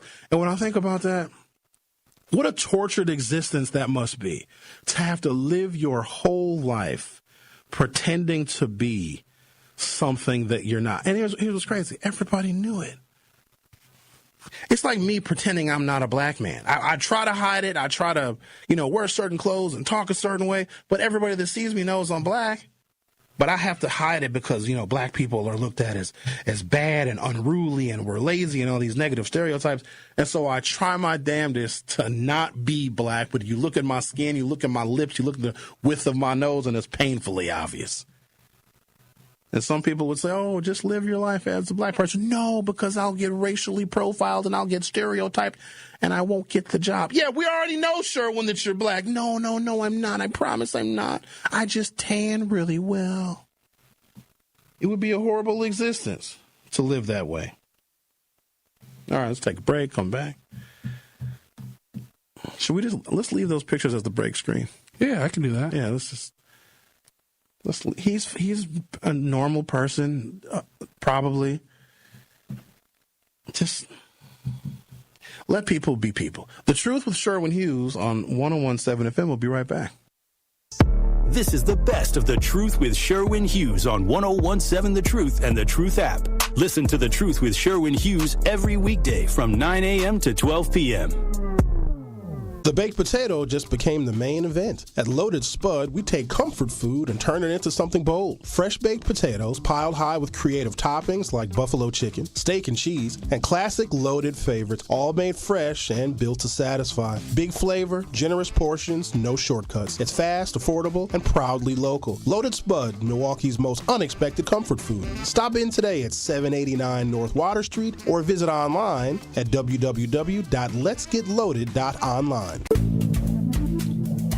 Good Karma Brands is proud to be an equal opportunity employer, providing equal employment, development, and advancement opportunities to all teammates and applicants. To learn more about careers with us, please send an email to talentacquisition@goodkarmabrands.com. That's talentacquisition@goodkarmabrands.com. Breaking down the issues that shape our city and our future. If oil gets to $90 a barrel, I'll be able to pay off my house.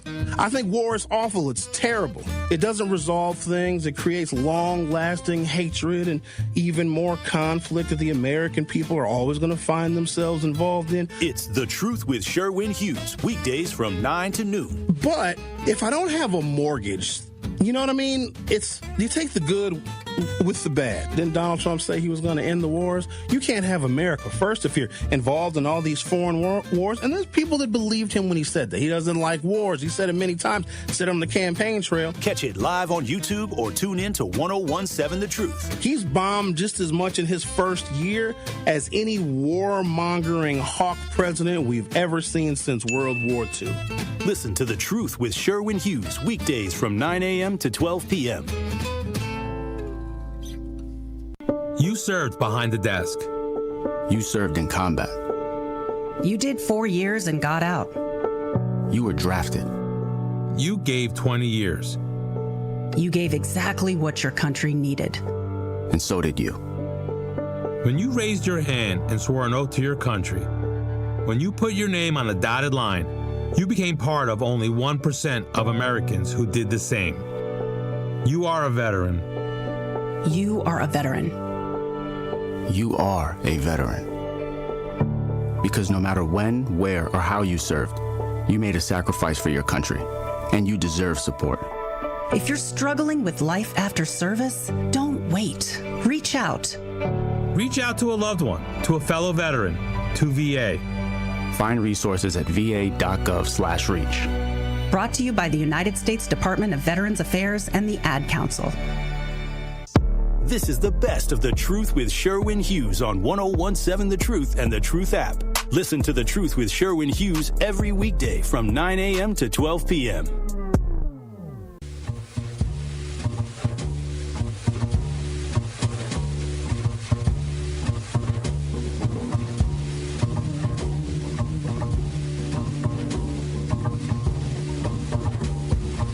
Eight 833-212-1017. Brittany thinks I was talking about Luther Vandross. No. Everybody knew Luther was gay. Luther knew Luther was gay. He just couldn't come out of the closet because being black and gay is way too much. Being black is enough, and then being gay on top of that. I think that's why there's so much homophobia. There's less with younger generations, but older generations of African Americans were extremely homophobic. Like, you couldn't be gay and black in the 50s and the 60s. Bayard Rustin was gay and black, and he planned to march on Washington. But then the FBI had files open on him because he Well, J. Edgar Hoover was also a cross-dresser, too. But people thought that being gay was a choice. I don't think it's a choice because that's a dumb choice to make. You know what I mean? Like, that's a hard... Why would you... It's so much easier as a man to like women. It's just one less thing you have to worry about. But being gay is... It's easier now. Now gay people rule the world. But being black and gay, especially when the civil rights movement was so closely tied to Christianity, being gay was seen as an abomination. I think there's also black parents at the time and even now that know how hard their child's life is going to be just being black. And then they're thinking, why is my black child, who's going to have a tough time just being black, also choosing to be gay? And so the homophobia that existed in our community, it's still here. But it came from black parents wanting their children to be as successful as possible. And being black in this nation can hinder and hamper your success. And then the parent is thinking, oh, now my child is choosing to also be gay, lesbian too. Right? I don't know why when I say gay, I'm referring to men liking men, but gay is both. Men liking men and women liking women, whatever. Oh, look who's on line one. So Luther Vandross, and also when AIDS was a thing, which, it's basically cured. That doesn't mean go out and do a bunch of humping. But now people are on PrEP. Like when we were young, because I came of age in the 80s and the 1990s, the whole thing with HIV, when Magic Johnson got HIV, holy smokes. Because back then, you didn't want to shake hands with people. You didn't want to hug people. We didn't know nothing about it. We knew it was killing a lot of gay people and a lot of black people. And it just went mostly unmentioned and just not discussed. And so being gay and black was bad enough, but then you had the epidemic, the pandemic even, of HIV and AIDS that was killing black men at a really, really high rate. Somebody like Luther wouldn't want to come out the closet. I'm glad Luther was gay, because if he was straight, his songs wouldn't have been as powerful. Let's talk to one of our favorite gays. Oh, Lord have mercy. Not that I'm making you represent all of the gays, but you're a wonderful representation. Just a lot on your back, a lot on your shoulders. No, I ain't representing all these letters, all this alphabet. No, Lord, cross-dresser. Christy, girl. Lord have mercy. I thought you were kidding until I looked at my phone. I was like, oh, no, I'm gagging. Corey, don't judge that man. He is living his best life. That's what he's into. He's going out for revenge, honey, with them nipples all messed up. Oh, Lord have mercy. I swear the rapture's got to be happening this weekend. I'm packing my bags. I'm ready. Come on, Jesus. It's Sodom and Gomorrah up in here. Not that she got fired. Like, what she was doing wasn't bad enough, having an affair with her subordinate, and got fired and embarrassed, trying to be cute. But the husband coming out, he got a kissy face on. He's like, nah, look. Yeah, it's not very appetizing. Yeah, he at least should have put some makeup on or a wig. He should. That's what I'm saying. Looking all rugged with some. Man. Just when I was going to call you anyway, because I was freaking out over the Epstein lookalike. Have you talked about that yet? What Epstein lookalike? If there's an Epstein lookalike, Corey, it's probably Epstein. Thank you, Palm Beach Pete. You haven't heard about Palm Beach Pete? Child, now you're going to gag when you see these pictures. Call this up. It's Spitting Image. The guy is showing up at all these podcasts last week. It's got to be him. I know what I've seen the picture. It's not him. It does. There's some resemblance, but Jeffrey Epstein, if he were alive, would look a lot older. That guy looks like what Jeffrey Epstein looked like in 2017. Jeffrey is he's very dead. They had to kill him. He knew too much. Now, back in the 70s and 80s, every star had a lookalike. That was kind of like a gag, But this guy, he got the same teeth. He got the same, like jagged craters in his face. I mean, I'm Pete. I'm like, and he won't shut up. Oh, yeah, I used to be at some of those parties. I'm like, what is going on? Every time I try not to get too close, too into, I just had to put it away for a while. And then every time I glance at my phone, I'm like, this is not for real. What is going on out there? I don't know. I'm keeping myself at home. Good idea. It's crazy. It's very crazy. Well, thank you for sharing. We're going to pray. I'm trying to have a holy week, too. It's Easter. Come on, Jesus. Let's go. God bless you. God bless you, too, Eastside Corey. Have a good day and a happy Easter and a good Friday. You too, man. Saturday. Oh, they're skating. I better not catch you on some skates. I'm going to push you over. God, I hope you don't catch me either. All right. Oh, that'd be cute. No, it won't. Bye. Bye-bye. God bless you. Okay, then. God bless you. Jesus is going to meet Eastside Corey and be like, oh, man, I guess I did make him, so I guess he is one of my children. He said, I better not catch you on some skates. Could you just imagine the headline of me roller skating, all topsy-turvy, about to fall over, being chased by Eastside Corey wearing some hot pants and a sequins tuxedo suit? Could you just imagine that? And we skating down Wisconsin Avenue. I'm screaming for my life. And then Eastside Corey's got like a magic wand with glitter coming out of it. That's typical for a Milwaukee Saturday afternoon, actually. Whispers of an affair between Kristi Noem and longtime Trump ally Corey Lewandowski have wafted through Washington, D.C. for years. Though both have refuted it to the press, the rumor gained credibility in early March when the soon-to-be ousted Department of Homeland Security Secretary declined to deny it under oath in a House Judiciary Committee hearing. She knew. Ladies and gentlemen, a lot of people in this city in particular that are married, that are acting and pretending as if they are single, their spouses know. There are married people that date other people. Their spouses know. There are some relationships where there is no physical intimacy. There might be business relationships. They might be living together so they can afford that house and afford the lifestyle and afford the trips and the vacations, but they have zero physical intimacy. And I'm one of those people that just because there's no physical intimacy in a relationship doesn't mean you just end the relationship. What if you got a bunch of kids? What if your life is tied into that person? You don't just get a divorce because you're not humping anymore. Just go hump somebody else. And when I say stuff like that, y'all, your eyes get all big and you freak out. I'll bet you 50% of the people that have been married for more than 10 years do not have an active sex life. It just doesn't work that way. Now, in very rare cases, but there's always people say, oh, I still have sex with my wife. Yeah, because you have something that's very rare and unique. There's the fishbowl trick. The first year in which a couple is married, you get a whole bunch of marbles and you get a fishbowl.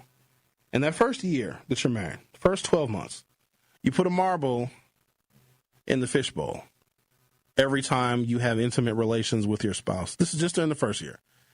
So every time, you might do it 3 times on a Tuesday because you're newlyweds. You might do it in public and do it in the backseat of the car at the movie theater. You might do all sorts of stuff because you're newlyweds. But put a marble in the fishbowl every single time that you have intimate relations with your spouse that first year. Starting at year 2, take a marble out of the fishbowl every time you have intimate relations. For the duration of your marriage, the fishbowl will never be empty. The Truth with Sherwin Hughes on 101.7 FM. We'll be right back. This is the best of The Truth with Sherwin Hughes on 101.7 The Truth and The Truth app. Listen to The Truth with Sherwin Hughes every weekday from 9 a.m. to 12 p.m. In 1987, the Bucks took on the world and changed basketball forever. At stake, basketball supremacy in the United States. Bucks versus the World, narrated by Charlie Behrens, is the new season of Behind the Bucks podcast, presented by Gallagher, your trusted insurance broker and HR and benefits consultant. It's the untold story of the 1987 McDonald's Open, when the Bucks became the first NBA team to face the Soviet Union. Listen now on Bucks.com/plus, the Bucks app, the ESPN Wisconsin app, and wherever you get podcasts. Our children deserve a real chance to make it in life, and a good education is a passport to opportunity. At City Ford Collective, we're working to make sure there's a great Milwaukee school for every Milwaukee family, because more good options lead to better outcomes. And who doesn't want that? Together, we can give every child the foundation they need to thrive, and a stronger future for kids means a stronger future for Milwaukee. To learn more about our mission, visit us at cityfordcollective.org.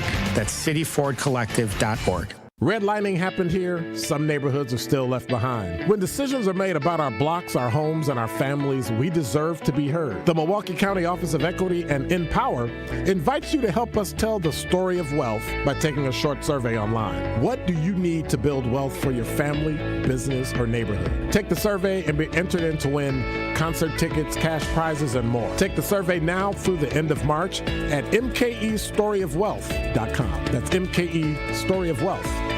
Sweet Talks Medical Spa in Menominee Falls. Skip the sterile clinical office feel. Sweet Talk stays on the cutting edge of beauty and wellness innovations in a vibrant, playful space, promoting self-love and confidence. Sweet Talk specializes in a range of treatments, including injectables, medical-grade skincare, weight loss, hormone therapies, and more. Not sure where to start? Sweet Talks offers comprehensive wellness consultations to create a customized plan centered around you. Because at Sweet Talks, your goals are their goals. Learn more at sweettalks.com. Do you hear that? And that? And that? Those are the sounds of a healthy and vibrant community. And to this United Way volunteer, nothing sounds better. They're the sounds of children being given greater chances to succeed in school. The sounds of neighbors receiving the support needed to overcome challenges, both big and small. They're the sounds of families gaining access to quality health care and nutritious food for their tables.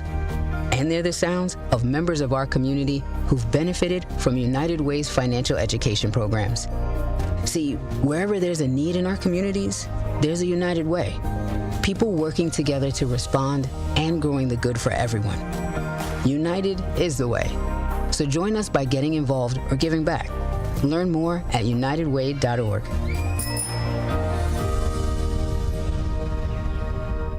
This is the best of The Truth with Sherwin Hughes on 1017 The Truth and The Truth app. Listen to The Truth with Sherwin Hughes every weekday from 9 a.m. to 12 p.m.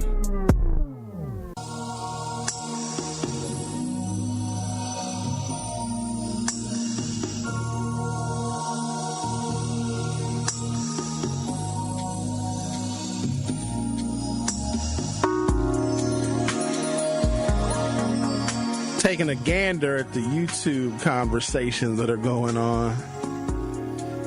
I just have to scroll up. I never know where to jump in the conversation because it's like a stream of commentary in real time based upon either what they're talking about or loosely based on what I'm talking about.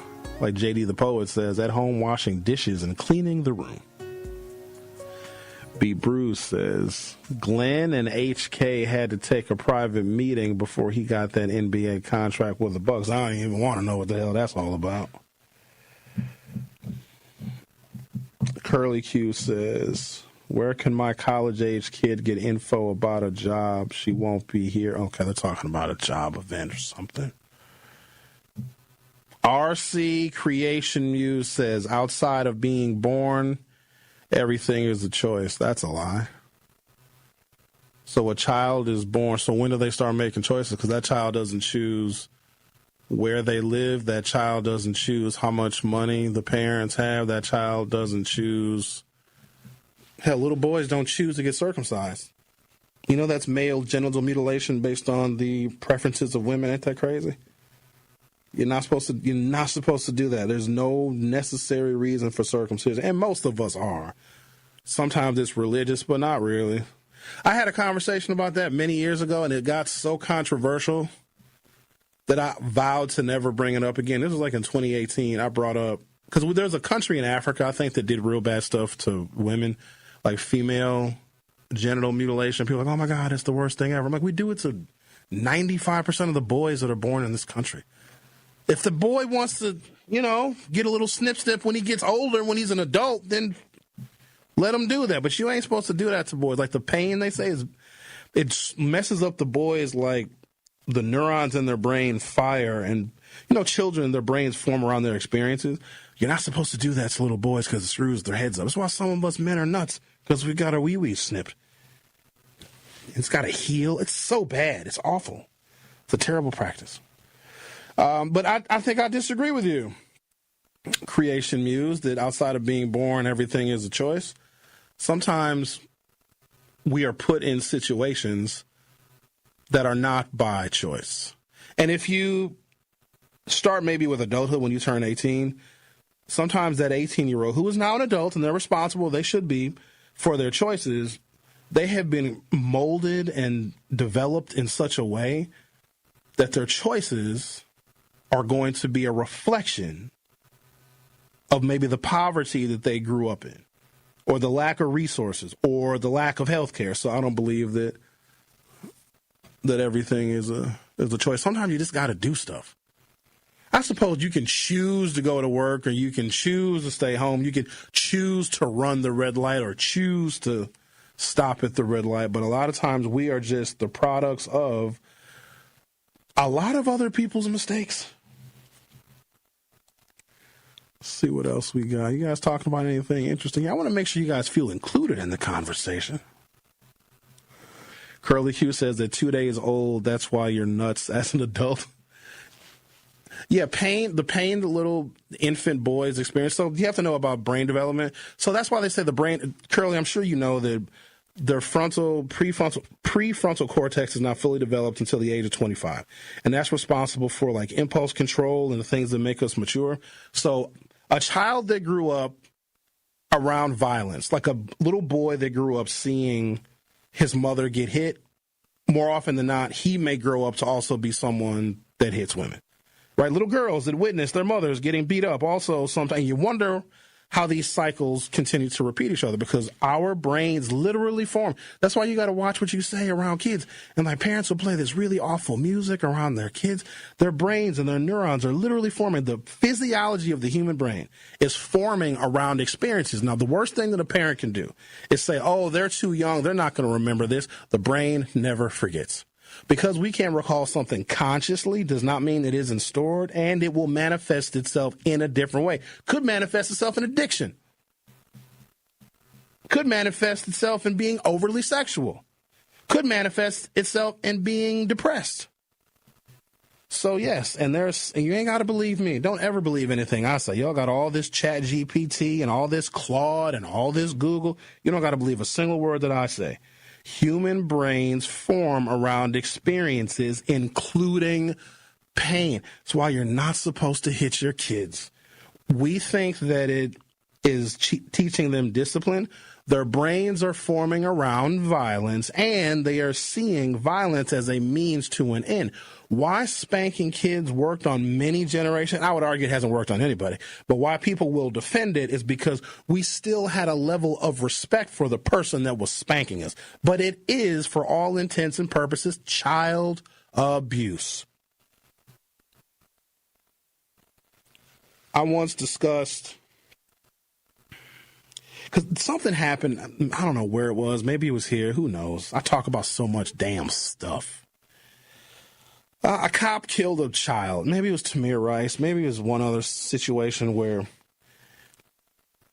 a police officer killed a black child. Who knows what it was?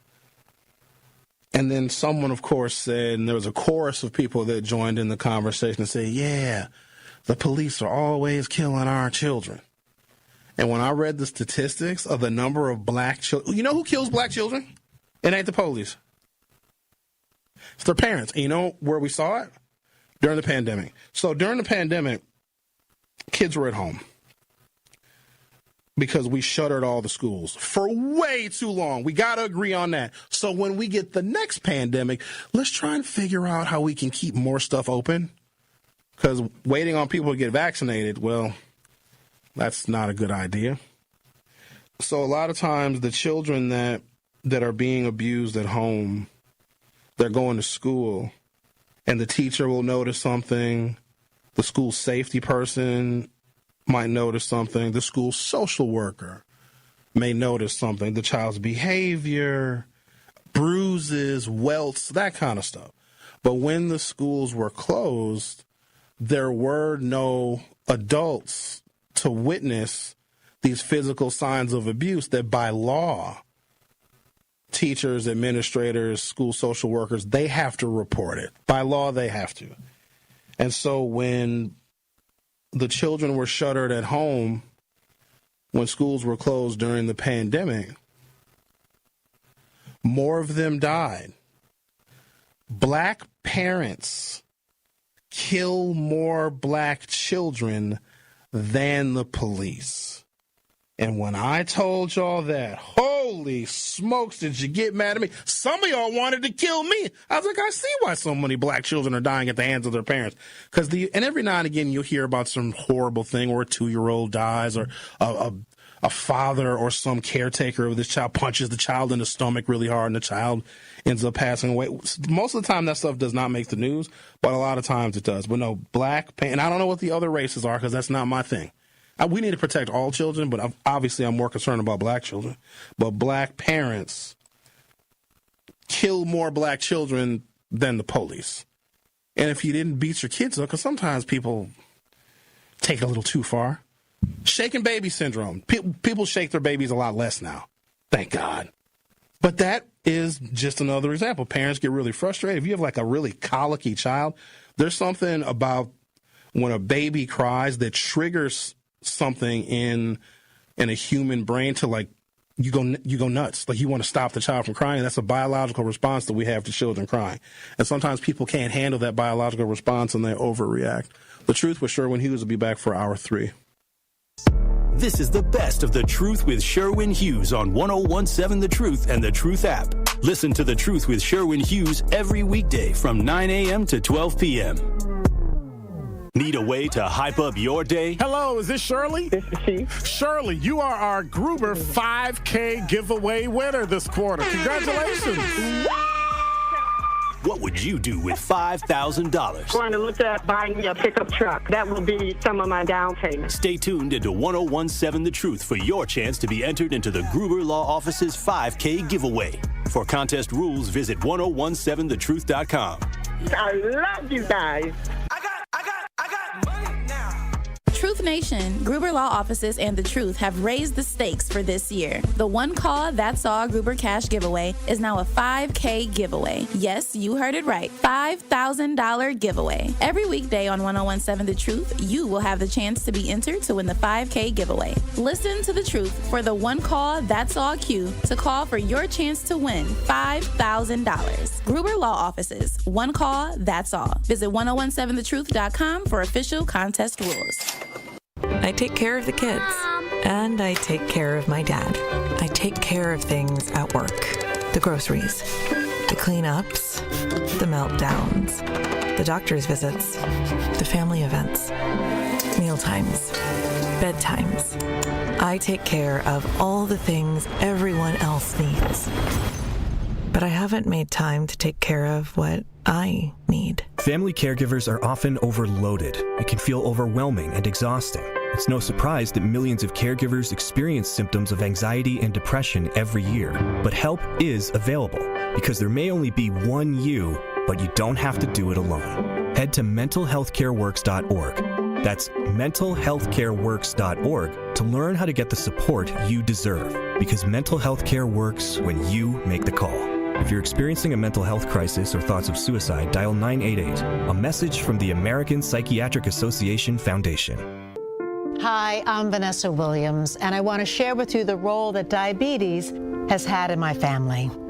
I lost my grandmother at the early age of 64 due to complications with diabetes. She was warm, generous, and a constant encouragement for me to follow my heart. Did you know that African Americans experience chronic kidney disease at a rate that's 25% higher than white Americans? And we're almost 4 times more likely to develop kidney failure. Diabetes and high blood pressure are leading causes of kidney disease, which can result in kidney failure, needing dialysis, or a kidney transplant. The good news is that you have the power to check out how well your kidneys are doing and learn ways to prevent them from failing. So go to your doctor and get yourself checked out. Visit linkbylovetv.org to learn more. Get the facts, get checked, and get healthy. Join the movement. Listen to The Tori Lowe Show on 101.7 FM, 1510 AM WGKB Waukesha and W269DL Milwaukee, the locally owned Good Karma brand station.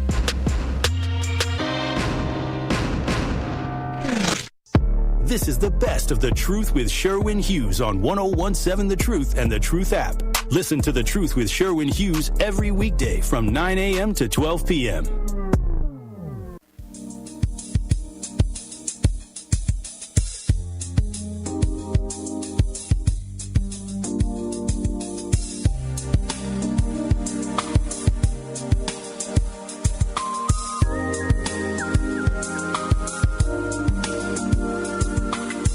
Welcome to Hour 3 of The Truth with Sherwin Hughes. It's April Fool's Day, and we've been all over the place. The title of the show is kind of an April Fool's joke, but I'm feeling like if people see the title and then they push play from the beginning of the show, and if they're not reminded that it's April Fool's, the title of this program is not going to age well. Also, in the future, if someone clicks on the title of this particular YouTube broadcast or this podcast, and if they don't know that it was an April Fool's joke, they're going to think that I'm a Trumper. It is what it is. Talked about Kristi Noem's cross-dressing husband, which I think that's the reason why Kristi Noem was ousted as the Department of Homeland Security secretary, not because of anything that she did, not because of any money that she spent. If we opened up the books and saw how Donald Trump's selections to lead these federal agencies are grifting and stealing money from the taxpayers, what Kristi Noem did is not any different than what some of these other secretaries are doing. It's just that one was made public. So they had to get rid of her. And so what they did is Trump always has the demise of the person already pre-built into the appointment. Right? So Trump might say, hey, Kristi, will you be the Department of Homeland Security Secretary? She's like, well, no, Mr. Trump, I don't want to have that kind of spotlight. I'll let you spend as much money as you want. Okay, cool, I'll take the job.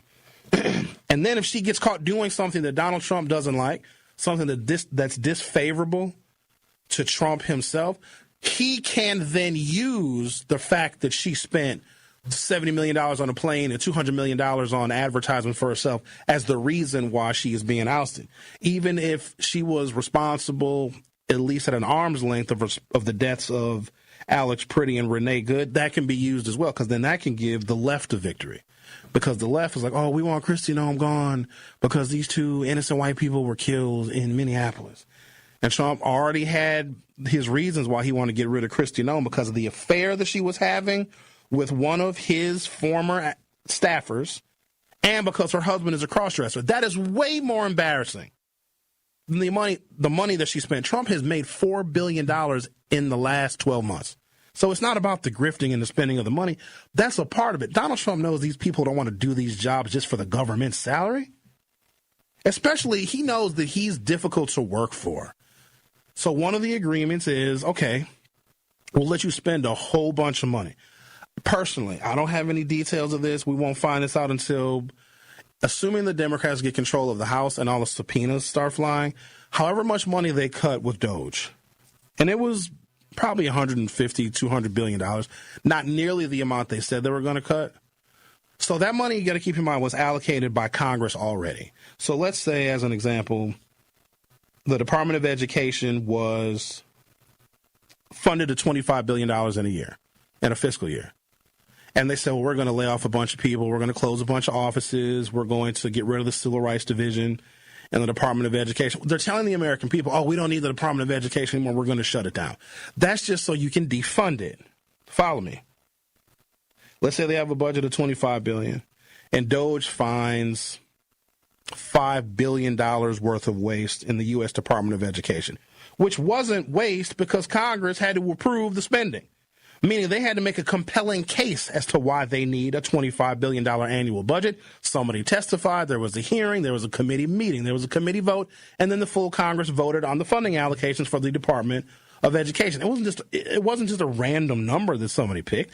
They requested the money because these are the programs they offer. These are the services that they offer. This is the money that they give to the states when it comes to special education, et cetera, et cetera. So let's say the Department of Education has a budget of $25 billion. Could be more, could be less. I'm just using it as an example. DOGE comes in and they find $5 billion of wasteful spending. That $5 billion doesn't just get cut from the Department of Education. It still exists because it was approved and allocated. It's in the bank somewhere. It's just the Department of Education doesn't get to spend it.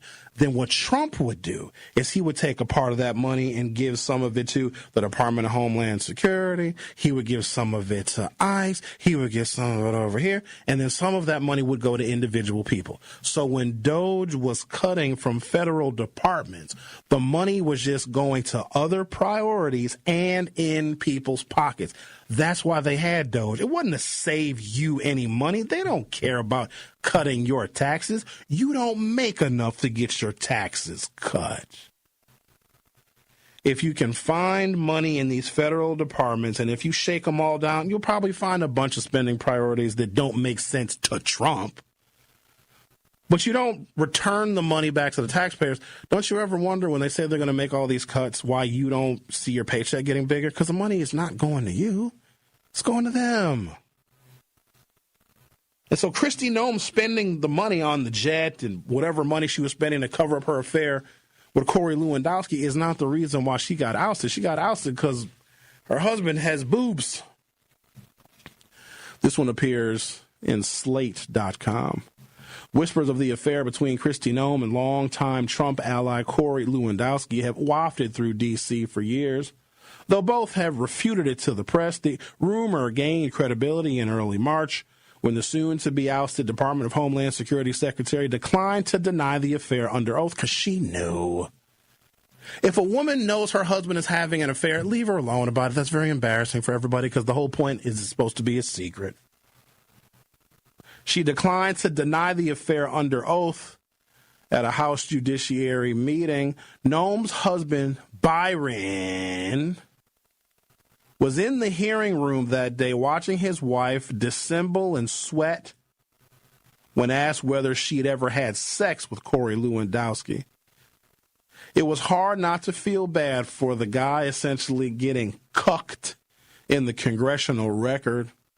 A family member told the New York Post that he would weather the allegations and stay married to Noem in accordance with his Christian faith, honoring the calling from God to stand by his wife. That also explains why they had an agreement. There's no way that you marry a man and not know that he doesn't like to dress up in women's clothes. Kristi probably noticed some of her panties going missing. She probably shared panties with the guy. She probably was like, oh, honey, I got you some new lace thongs for Christmas. Oh, thank you, Kristi. She knew she was going to have her fun and have her boyfriends and her affairs, and he was going to put fake boobs on and take pictures for the internet. That was their agreement, and that's not an agreement that I would choose, but again, I'm not them.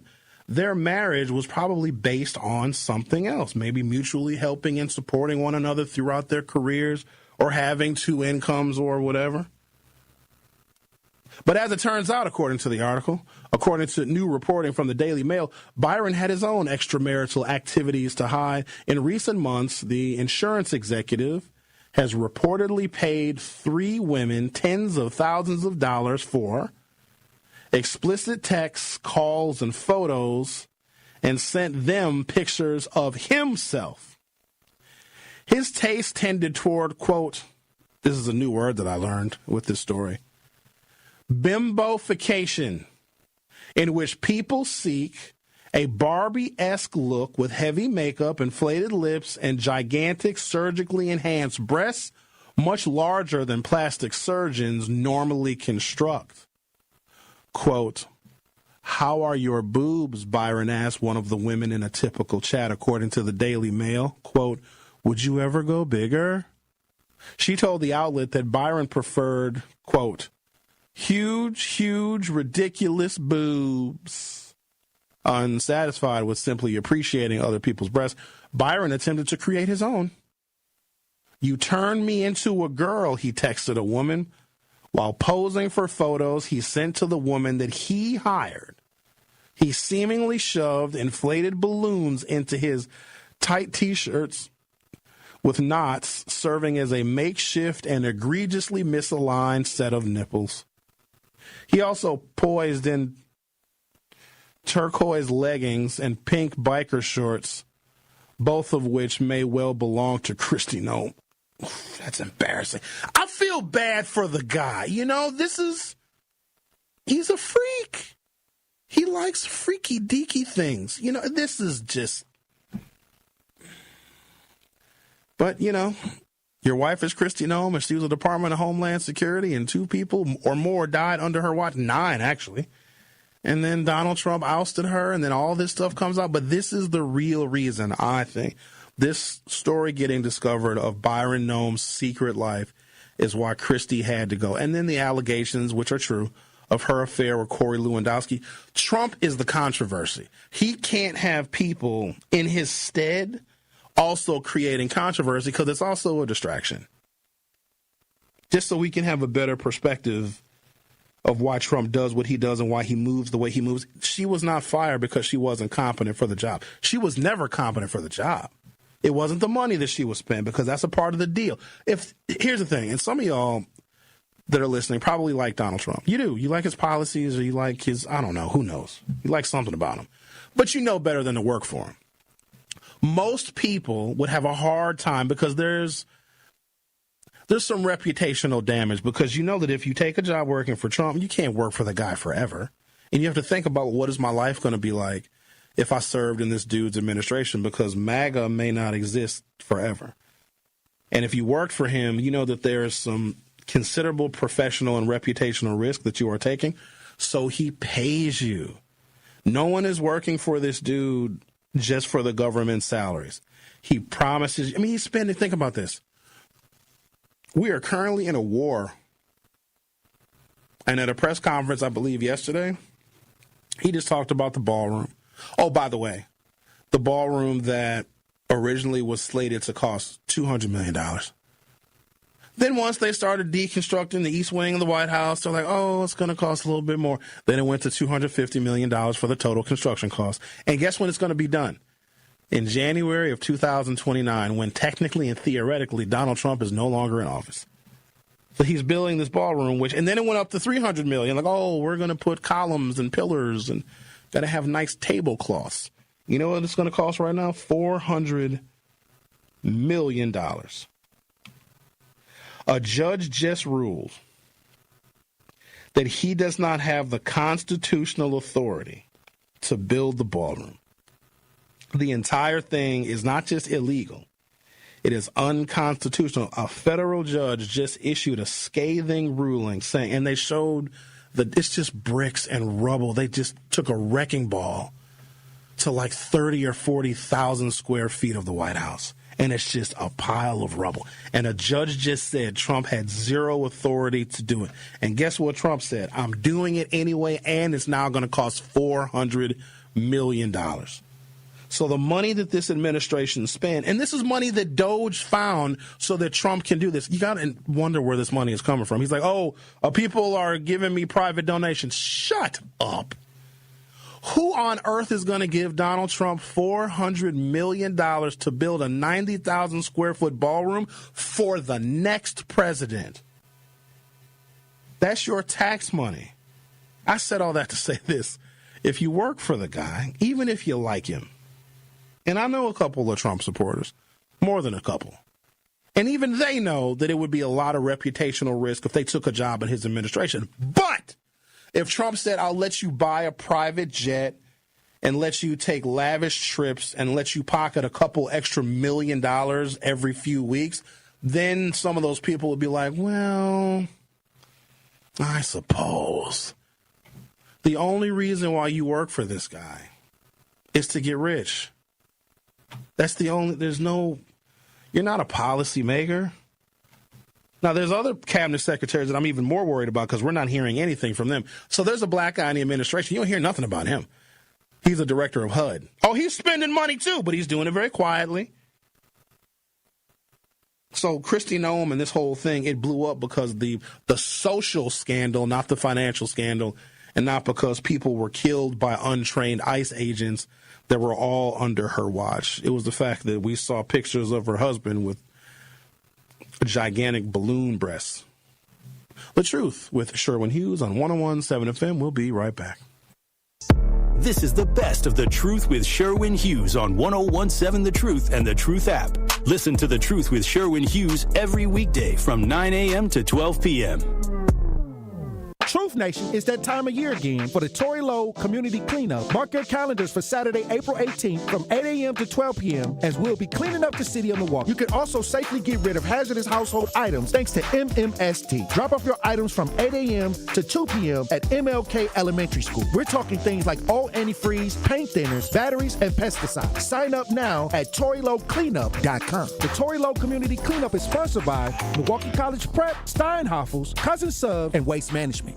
Still think you're going to use those old chemicals just sitting around under the sink, in the garage, or down in the basement? So don't let them sit there. Get rid of them right away to MMSD's Home Hazmat Drop-Off Centers. It's safe, it's easy, and it's open to all Milwaukee County residents. There are 3 locations open year-round. The Tory Lowe Community Cleanup is happening April 18th and with a mobile drop-off to help you clear out that waste. Visit us at MLK Elementary School at 3275 North 3rd Street from 8 a.m. to 2 p.m. Let's clean up Milwaukee. Life's better with Drive My Way from American Family Insurance because we know it's more than just a car. It's your escape pod, your adventure mobile, your memory maker.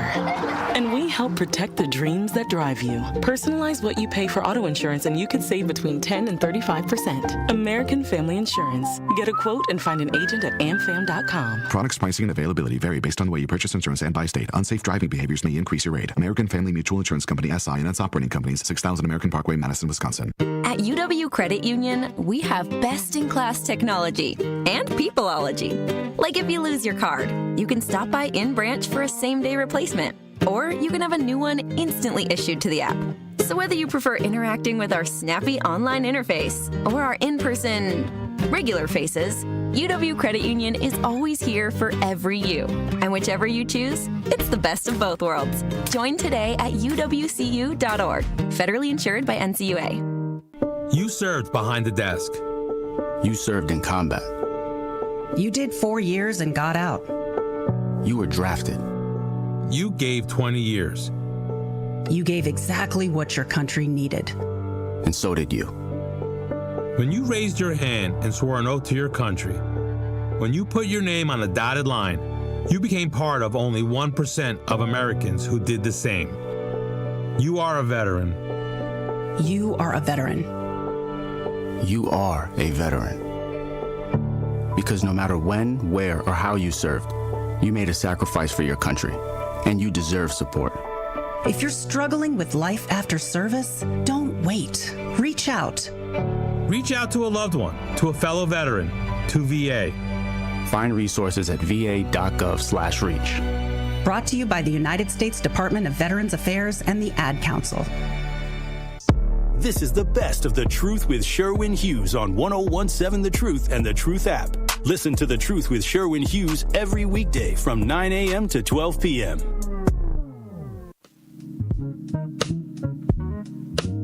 Join me every Friday at 11 a.m. for the Milwaukee Experience with Sherwin Hughes. And it's presented by Visit Milwaukee. Milwaukee is a city that knows how to celebrate, where the calendar is packed with festivals, plates are piled high with flavor, and lakefront sunrises set the stage for unforgettable days. Here in Milwaukee, every street leads to something worth savoring. It's a place that welcomes you with open arms and where joy is shared through bites of food, beats from our favorite DJs and songs, and cheers for our home sports teams. The Milwaukee Experience every Friday at 11 a.m. exclusively on The Truth with Sherwin Hughes, presented by Visit Milwaukee. I'm going to have a treat for you this Friday during my Milwaukee Experience segment. What if you want to stay out 24 hours in the city of Milwaukee? You want to start, let's say, at 7 p.m.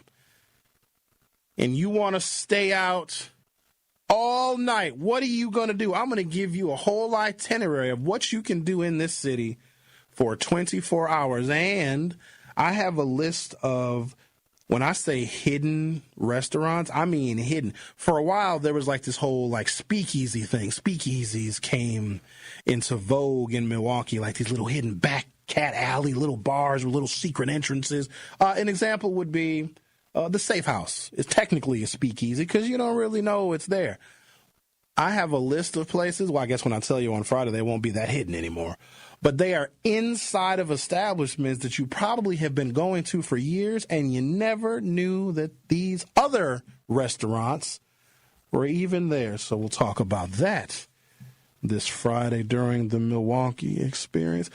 So I received a text message, and they told me not to read it, but I have to. I just won't tell you who it's from.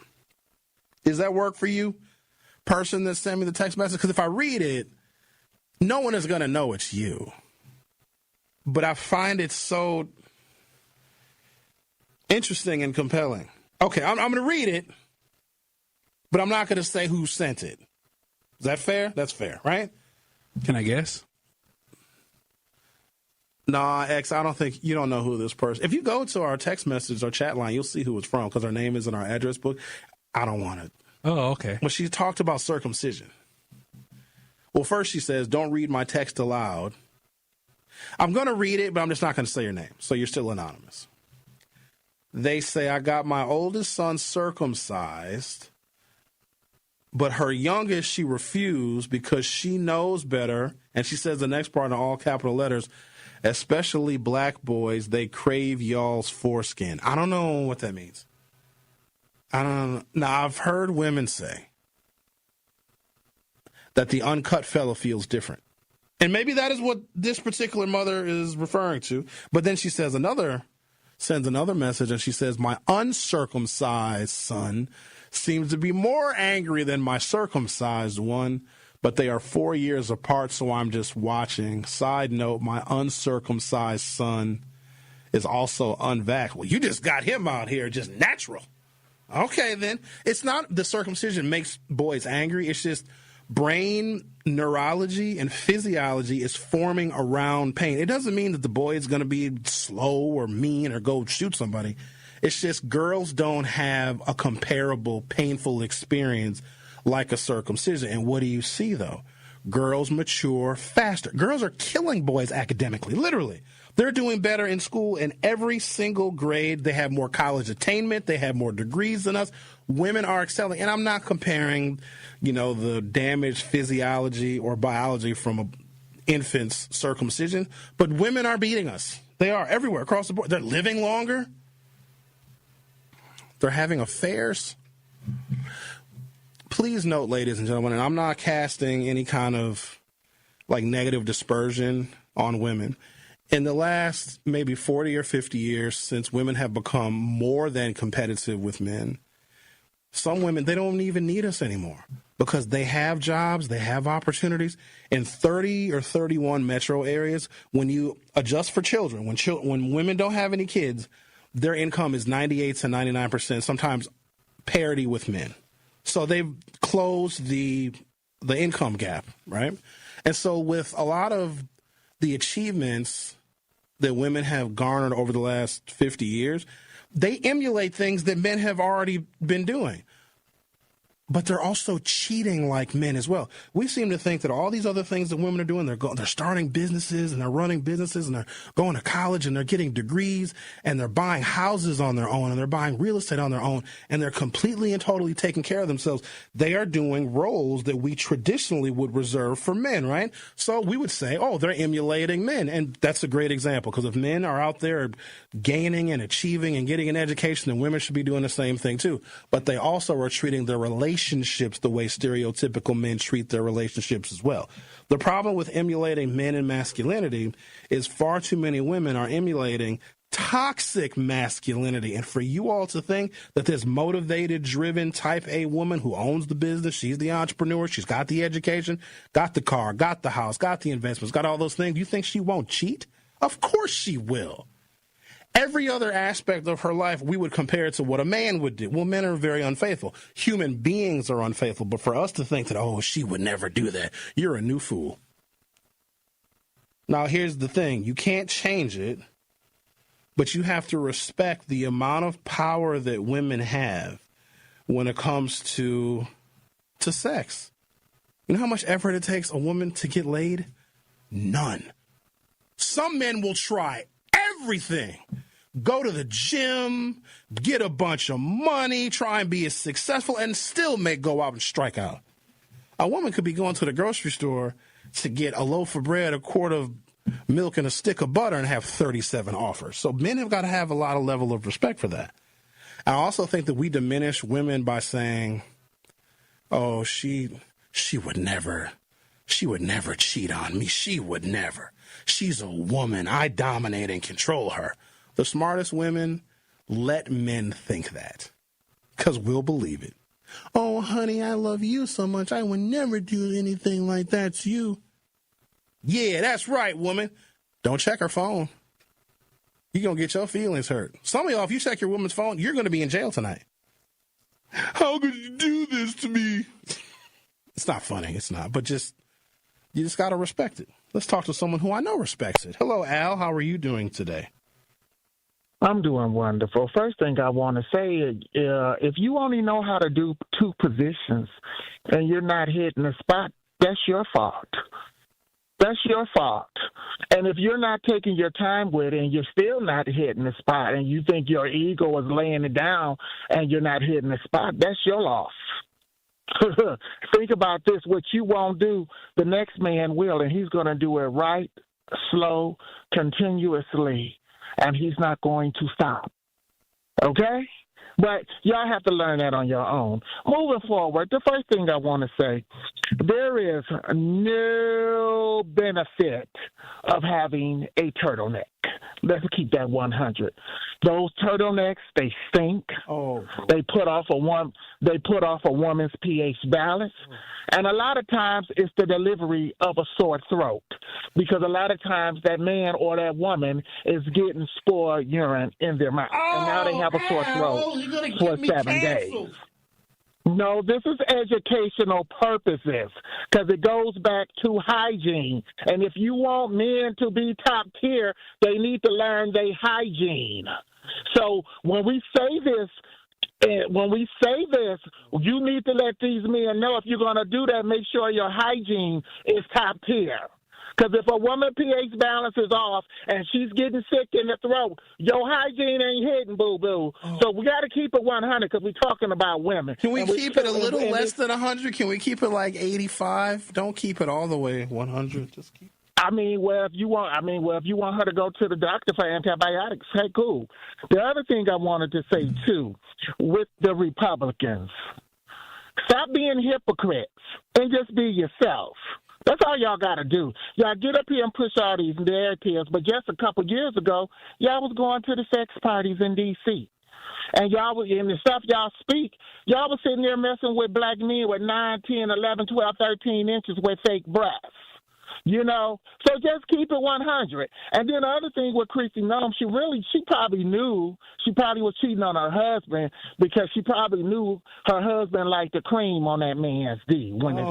That's when you know it's good. You know, so you got to keep it 100. And then I want to say this to these people that's married. If you have a wife and you know you are limp, you're shooting blanks, it's not stiff, it's on fix or flat, allow that woman to cheat and get her a good oil change. She is a woman. She should not sit there and twirl her fingers because you got to use fix or flat. If the Viagra's not working, the Cialis not working, if you're not getting the pin that you can prick it and it stand up, allow her to get them guts beat up. Okay? Because that is very selfish of you laying there with that fix or flat tire and she can't get nothing. She can't get nothing. So she said, I do, to feel like she's a Mormon. Allow her to get them guts beat up because she is a woman. And if you ain't going to do that, buy her a rose or a vibrator. Let's just keep it 100. But here's the reason why some women do cheat. Uh-oh. Some of y'all get lazy. And when it comes to the bedroom, it shouldn't be a routine and it shouldn't be a chore. All right? So, this is educational purposes. This is for men and women. It's supposed to be spontaneous. It's supposed to be adventurous. But don't let your don't think your ego is big like a garbage truck and she's faking. Because I'm going to tell you this. Somebody else going to come through there like 2 semi-trucks. All right? And ask her, what is her fetishes? Maybe she needs 2 men with 12 inches. Okay, maybe she want to see. Or maybe she want to see you do something. But don't sit here and wear your ego on your chest like you so good. Because I'm gonna tell you this: if she run across somebody that's bow-legged with a Fleetwood Cadillac, if she run across somebody who got a Lincoln Town Car with a 5th wheel in the back, and play to God, if she run across somebody like me and my friend gonna run a train on her. And you would never know. So take care of your business and have yourself a good day. Allow that woman to cheat if you ain't going to beat up them guts. Have a good day, everybody. That's a semi-truck. He said 2 semi-trucks. I was wondering. I thought I pressed something.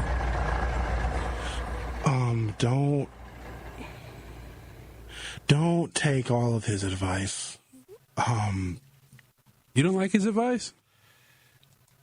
He keeps it too real. We have to keep it.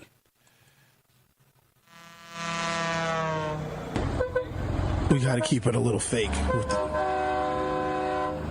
He said 2 semi-trucks. Okay. He said women can fake it. So can men. You guys, do we need to have that conversation that men can fake orgasms too? Like, come on, you guys. Like, you know the weed. Thank you. We know that. Oh, ladies, you didn't know? Every time I bring this up, women are like, oh, my God, I can't believe it. They're so offended. Don't be offended. Y'all do it. We can, too. There's a way in which there's several creative ways in which men can fake it, too, because sometimes it's not that good. Sometimes it's like, I'm tired. But you have to do it just like for maintenance purposes because you can't have a woman that feels unwanted, so you just gotta, damn, it's like a chore sometimes. You know what I mean? I don't understand. I do. I'm excited every time. I'm glad. It's like chicken is delicious. It's so good. You can fry chicken and bake chicken. You can have chicken casserole. You can have chicken salad. But what if chicken is the only thing that you can eat for the rest of your life? You don't want no lasagna every now and again. You don't want no spaghetti and meatballs. You don't want a steak. You don't want some prepare the chicken many different ways. I'm saying you're eating chicken 3 times a day for 36 years. At the end of the day, you run out of recipes. Every now and again, I want some fettuccine Alfredo. You know what I mean? Every now and then, I want a slice of pizza. I don't need the whole pizza, and guess what? I'll eat it cold and in the car. I don't even need a lot of lasagna. I just want to taste it. I got chicken at home. Chicken is great. I've been eating chicken for 30 years. Yay, chicken is great. Ain't nobody excited to eat chicken after 30 years. If they are, they're lying or they've been starving their whole life and they're lucky to get any kind of food or nourishment they can get. Take a break. Come back. Yeah, what is a train anyway? You're not asking that question for real, are you? I was just baffled. You know what a train is. Right? Oh, I guess I do see them. We're right by. No, train station over here, not that kind. No, not Amtrak. No, I don't know. The Truth with Sherwin Hughes will be right back. This is the best of The Truth with Sherwin Hughes on 101.7 The Truth and The Truth app. Listen to The Truth with Sherwin Hughes every weekday from 9 a.m. to 12 p.m. An epic Brewers Pirates series is coming April 24th through the 26th. Kick it off with Star Wars Night on Friday the 24th. And check out a post-game laser show presented by ESPN Milwaukee. Then on Saturday the 25th, get a Brewers Windbreaker giveaway courtesy of Courts. Wrap up the series with Family Sunday fun and kids cheer free. Plus, the first 5,000 kids take home an Abner Uribe poster. Grab a seat at Brewers.com. The baked potato just became the main event. At Loaded Spud, we take comfort food and turn it into something bold. Fresh baked potatoes piled high with creative toppings like buffalo chicken, steak and cheese, and classic loaded favorites, all made fresh and built to satisfy. Big flavor, generous portions, no shortcuts. It's fast, affordable, and proudly local. Loaded Spud, Milwaukee's most unexpected comfort food. Stop in today at 789 North Water Street or visit online at www.letsgetloaded.online. Tap into the best power hour in radio in Milwaukee. So altogether, you're looking at $1,780 for your mortgage and for your property taxes in a year. And that's before you have to deal with, obviously, your water bill and electric bill. That's a steep price that people have to pay. And based off those numbers I just ran, to afford a home like that, you got to make $65,000 a year. But the problem is, here in Milwaukee, the median household income is only $54,234. That's out of whack. So again, I am all about affordability. I'm all about people getting homes. But what we have to understand is that until homes are more affordable, you can have a supply and demand problem. But the problem that we have here in the city of Milwaukee is that these prices, when people are listing these houses, they're listing them for prices that people really can't afford. And even if you do get the house and you're paying that, you're living paycheck to paycheck. Home ownership is not about living paycheck to paycheck. Home ownership is about finding something that fits within your budget and building equity for the future. Catch Truth to Power with Kyle Wallace every weekday from noon to 1 p.m. on 101.7 The Truth and The Truth app. Teachers are dynamic leaders, shaping a new generation. They bring a variety of perspectives from diverse backgrounds, innovating how they teach to prepare students for our fast-changing world. Achieving this takes skill and expertise. They're tireless explorers, creatively discovering a universe of solutions, telling stories, experimenting, inspiring, mentoring, connecting cultures, and connecting with each other. Leading by example. Experience the unique joy of helping students thrive. Teaching is a journey that shapes lives. Are you ready to begin? Explore teaching at teach.org, a campaign supported by the U.S. Department of Education, Teach.org, and 1 million teachers of color. This is the best of The Truth with Sherwin Hughes on 101.7 The Truth and The Truth app. Listen to The Truth with Sherwin Hughes every weekday from 9 a.m. to 12 p.m.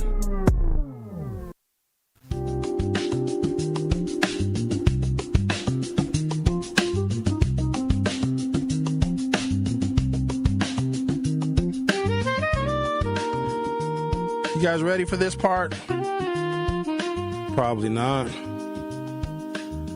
It's a fact-based list of findings showing that corporal punishment or spanking, hitting, or physical discipline is harmful to children. Before I get into it, I know a lot of y'all going to dismiss it and you're not going to believe it because you're going to use yourself as an example. If you turned out okay, I would argue if you were listening to this show, you are in fact not okay. I mean, I love you, but you're a little screwed up. It's fine. The United Nations declared, just to give you an example, slavery, the transatlantic slave trade, as the gravest atrocity in human history. So the United Nations created this stance, which should be a justification for reparations, but it's not. The United Nations also said, now remember, this is an organization of probably 120, 130 different countries all over the world. They said the transatlantic slave trade that impacted Africans, African Americans, the colonies, the Caribbean, gravest crime against humanity in the history of our species. Also said that corporal punishment is a universal crime against children. Now, this doesn't mean that other nations don't use corporal punishment in disciplining their kids. But if you apply science and data to it, which I'm going to give you, which I know a lot of you are going to dismiss, because science, in fact, and data is easy to dismiss if it refutes what you think. But the same organization that called the transatlantic slave trade the greatest crime in all of humanity called corporal punishment child abuse.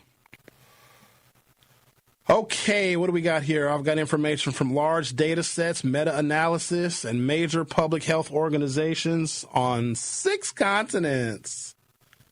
Children exposed to corporal punishment are more likely to become aggressive, not less. A major meta-analysis found positive associations with externalizing behavior, meaning higher rates of aggression, defiance, conduct problems. The American Academy of Pediatrics reports children spanked more than twice a month were more aggressive later on in life. Corporal punishment can create a, quote, vicious cycle of escalating behavioral problems. Number 2, increased risk of mental health problems. I want you to think about this and also think about the young people in our community and how they're acting. Increased risk of mental health problems. Don't we have a mental health crisis going on in this country? Children subjected to corporal punishment show higher rates of A, anxiety, B, depression, C, low self-esteem, D, emotional instability. These effects persist into adulthood, including substance abuse, suicidal thoughts, and behaviors. 3, negative effects on brain development. Research cited by the American Academy of Pediatrics shows reduced prefrontal cortex gray matter volume, smaller brains when you spank your kids, lower performance IQ in children exposed to corporal punishment. The World Health Organization reports corporal punishment triggers harmful stress responses, triggers cortisol, and can lead to childhood obesity. Spanking your kids makes them fat. I thought it was donuts and Twinkies. Causes changes in brain structure and function, and we know that those are permanent. Data analysis across 977,000 children found corporal punishment is associated with poor school performance. Children exposed are more likely to struggle academically and have lower cognitive outcomes. Now, I know what you're saying. Sure, when I was spanked and I'm smart, but you would have been smarter. Developmental delays. Global analysis across 49 countries found children exposed to corporal punishment are 24% less likely to be developmentally on track. I think the last I checked, 9% of MPS third graders are proficient in reading. Now, the district bears some responsibility, but I know that a lot of our children are physically disciplined, and I'm not blaming all of the low performance just on that, but it ain't helping.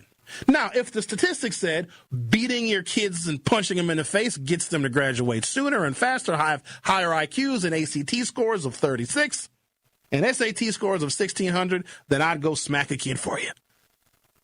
But that's not the case. Corporal punishment increases likelihood of future violence. What does this part say? Children who experience corporal punishment are more likely to engage in violent behavior later in life, develop antisocial or criminal patterns. Research consistently shows cycles of violence where children who are hit are more likely to use violence themselves as an adult. Well, of course they are.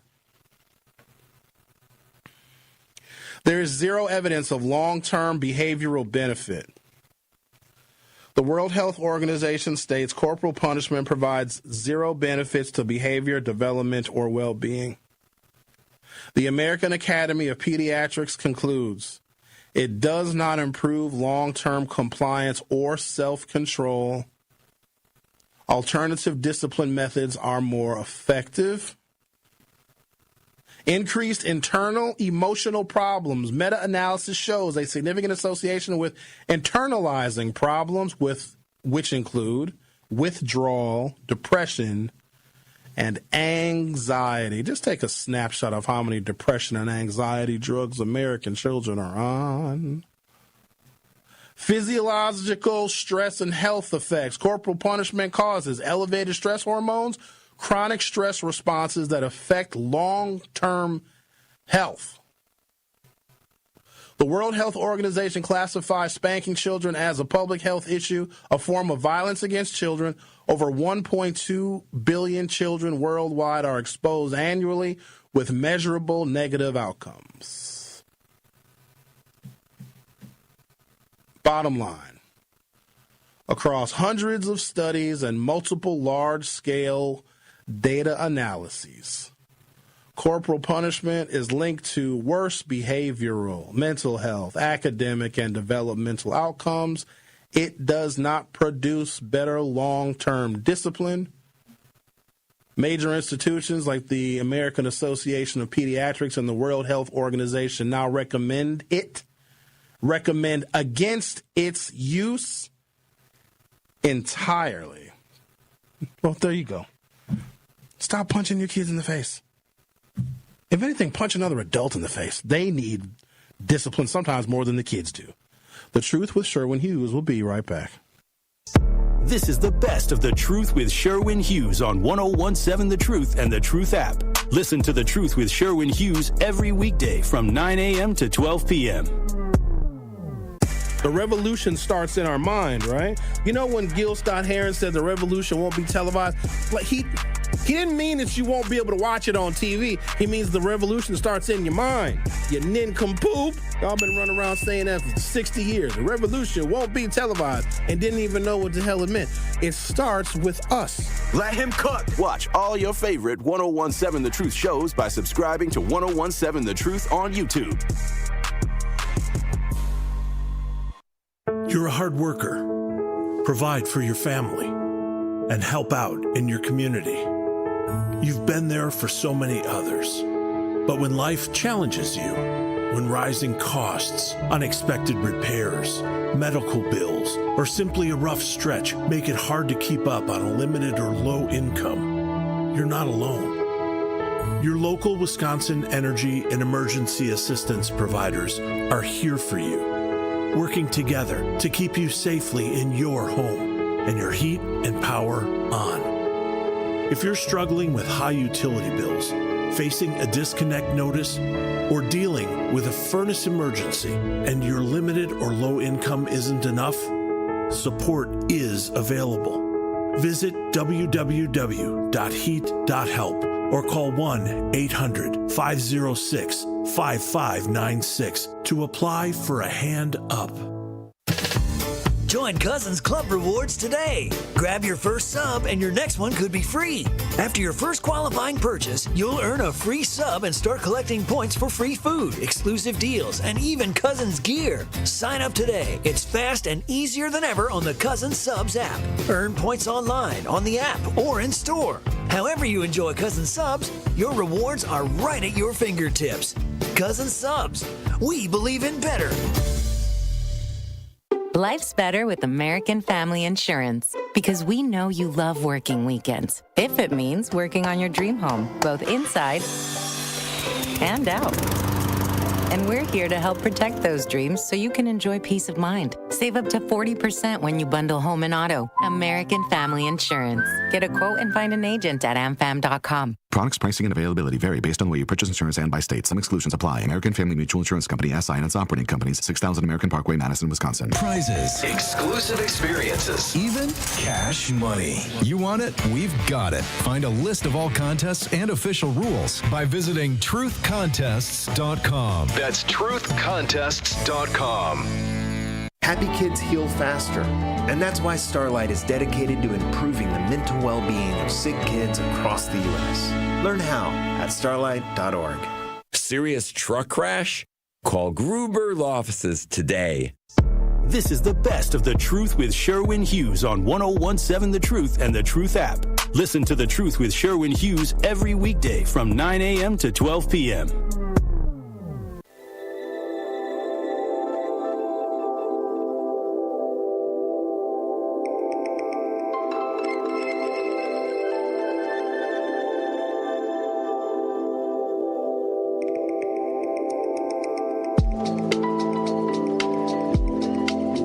I even have this information broken down by race. I'm already getting people challenging the validity of the science. I mean, so, is 977,000 examples valid for 8 billion people? Yes!